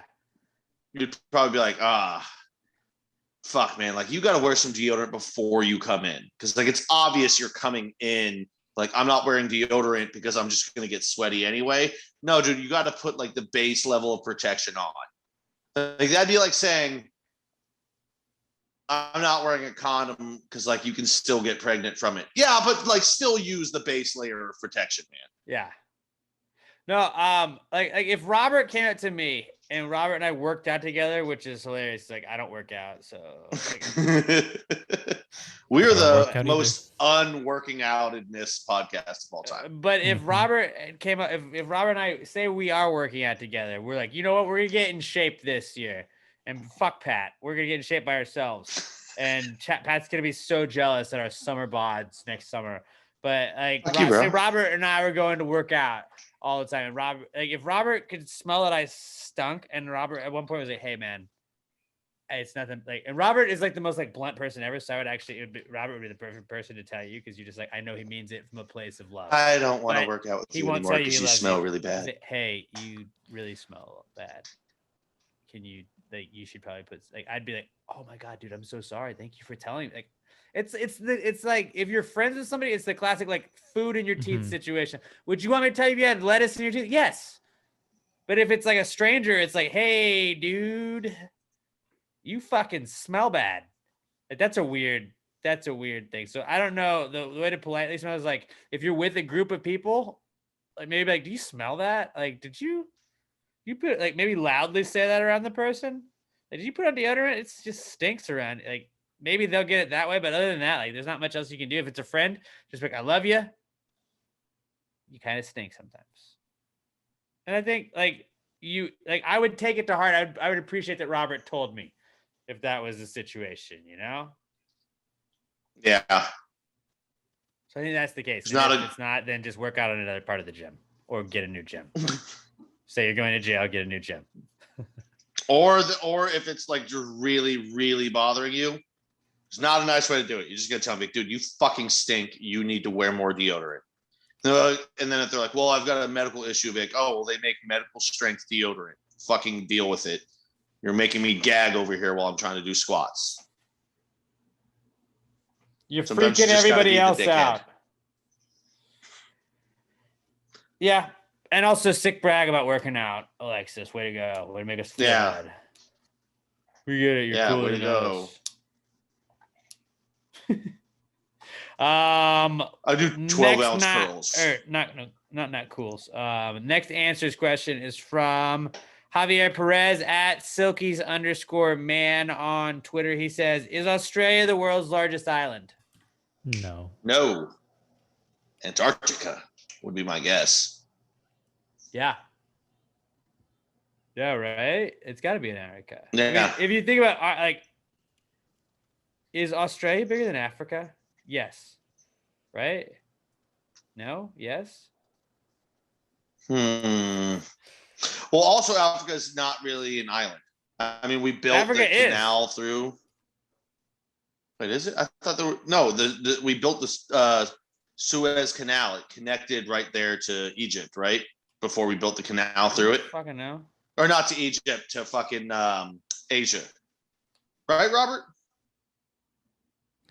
What I'm looking up is Australia. Yeah, remember bigger than- because we talked about this Suez Canal when I thought it was the Panama Canal that whole time. When that ship got stuck there. Oh yeah. Before we built the canal in there, it was a narrow connection. So I'm not going to count that as an island, because then if you count like But if the you just canal say is part of the island. Like, you can build a canal into an island. no, dummy, it wasn't an island because it was connected. We built the canal so we didn't have to fucking boat the ship. No, what is it? Drive the ship? No, what's the word I'm looking for here? Sail. That's it. So we didn't have to sail all the way around Cape Horn of Africa. That was nice. That was literally the point of the Suez Canal. So you didn't have to sail all the way around Cape Horn in South Africa. I know geography. What's up? And you could just cut right from the Indian Ocean to the Mediterranean there. So no, it was not an island. That was man-made. If you want to say now it is because it's man-made, no, bullshit. It's not. Africa is not an island. If Australia's an island, Africa is definitely an island. What do you mean if it is, then yes? Why is it always at this point you say something really stupid to piss me off? If the continent of Australia is an island, then I think we also have to classify Africa as an island. It's a standalone. No, because Australia continent. just is an island. There was no man-made thing to fuck it. It is an island. Africa now, if you want to say it's an island, is only because we built a thin strip that's like a mile long in between it. And guess what? If you don't have to go that deep to show that it's still connecting under the water. Africa is not an island. It was two pieces. Africa was two pieces until we came along. No, Africa connected to Asia is what you don't even understand what I'm telling you. Alex, get on your laptop right now and pull up the fucking map of the world. I'm gonna teach you something real quick. I know what the map of the world is. I know. Man. Apparently not, because you thought I'm saying that Africa was two pieces. No, it's the very northeastern tip of Africa was connected to Asia, but we cut through it with the Suez Canal. So then that would make it an island at that point, right? I hate you so goddamn much, so often. I think we round up in this situation. No, it's not an island. Because then I would also argue that you gotta be fuck off doing your own shit out there for a fucking while. So then North America / South America is also an island on its own then, because it's by itself. Well, if you're gonna say that, then just technically every landmass is an island. Right, which is why I was pointing out Australia. If Australia is an island, it's smaller than Africa. Antarctica, I don't know how big Antarctica is. Fuck, but I would say if we're gonna play this stupid fucking game, then the biggest island is Europe combined with Asia. But that's not what we're fucking talking about, man. It's got to be its own distinct fucking piece, not just 80% of the fucking land in the world. God damn you, Alex. I don't mean to get pissed off at you, but you fucking do it to me. I would say that Antarctica is the biggest island in the world. Agreed. I would also agree. Moving on. Final question and I want of the to week. Kill Alex. So you agree with me, but you still want to fight me. Okay, weird flex, but okay.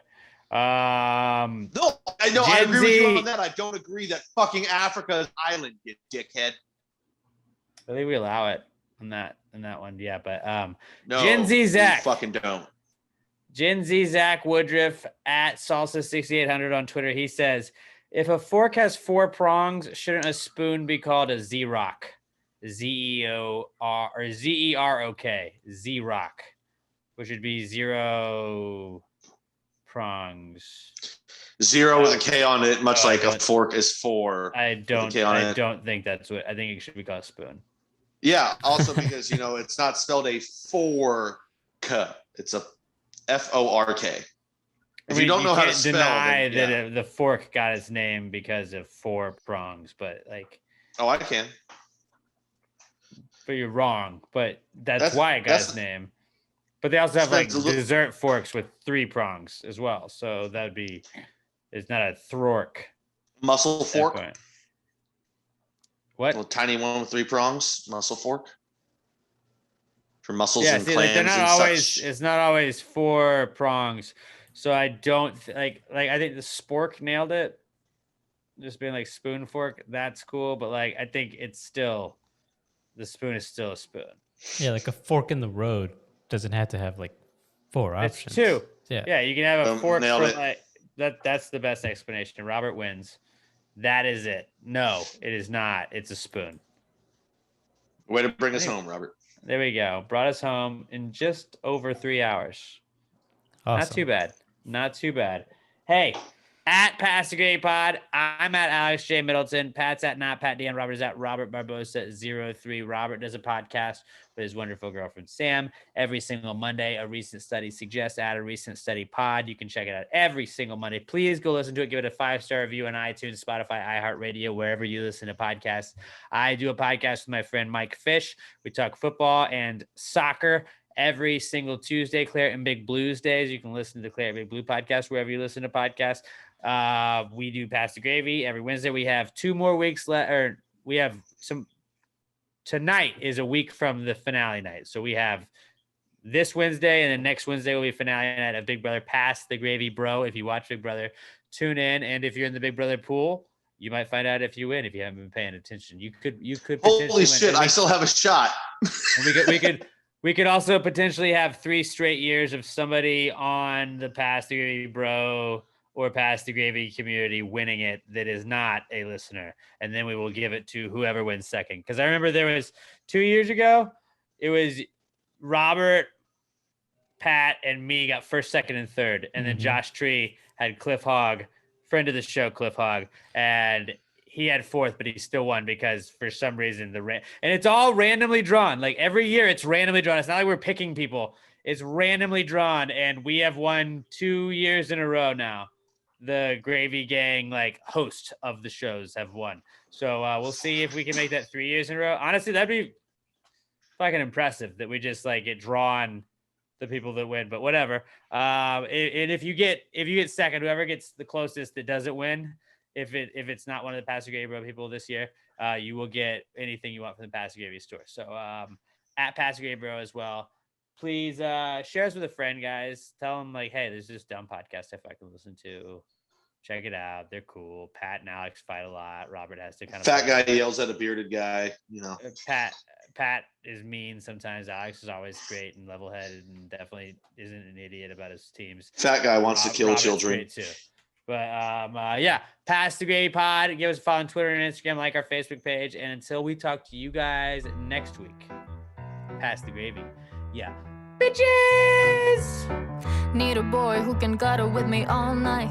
Keep me warm, love me long, be my sunlight. Tell me lies, we can argue, we can fight. Yeah, we did it before, but we'll do it tonight. An afro black boy with the gold teeth. Dark skin looking at me like he knows me. I wonder if it got the G or the B. Let me find out and see.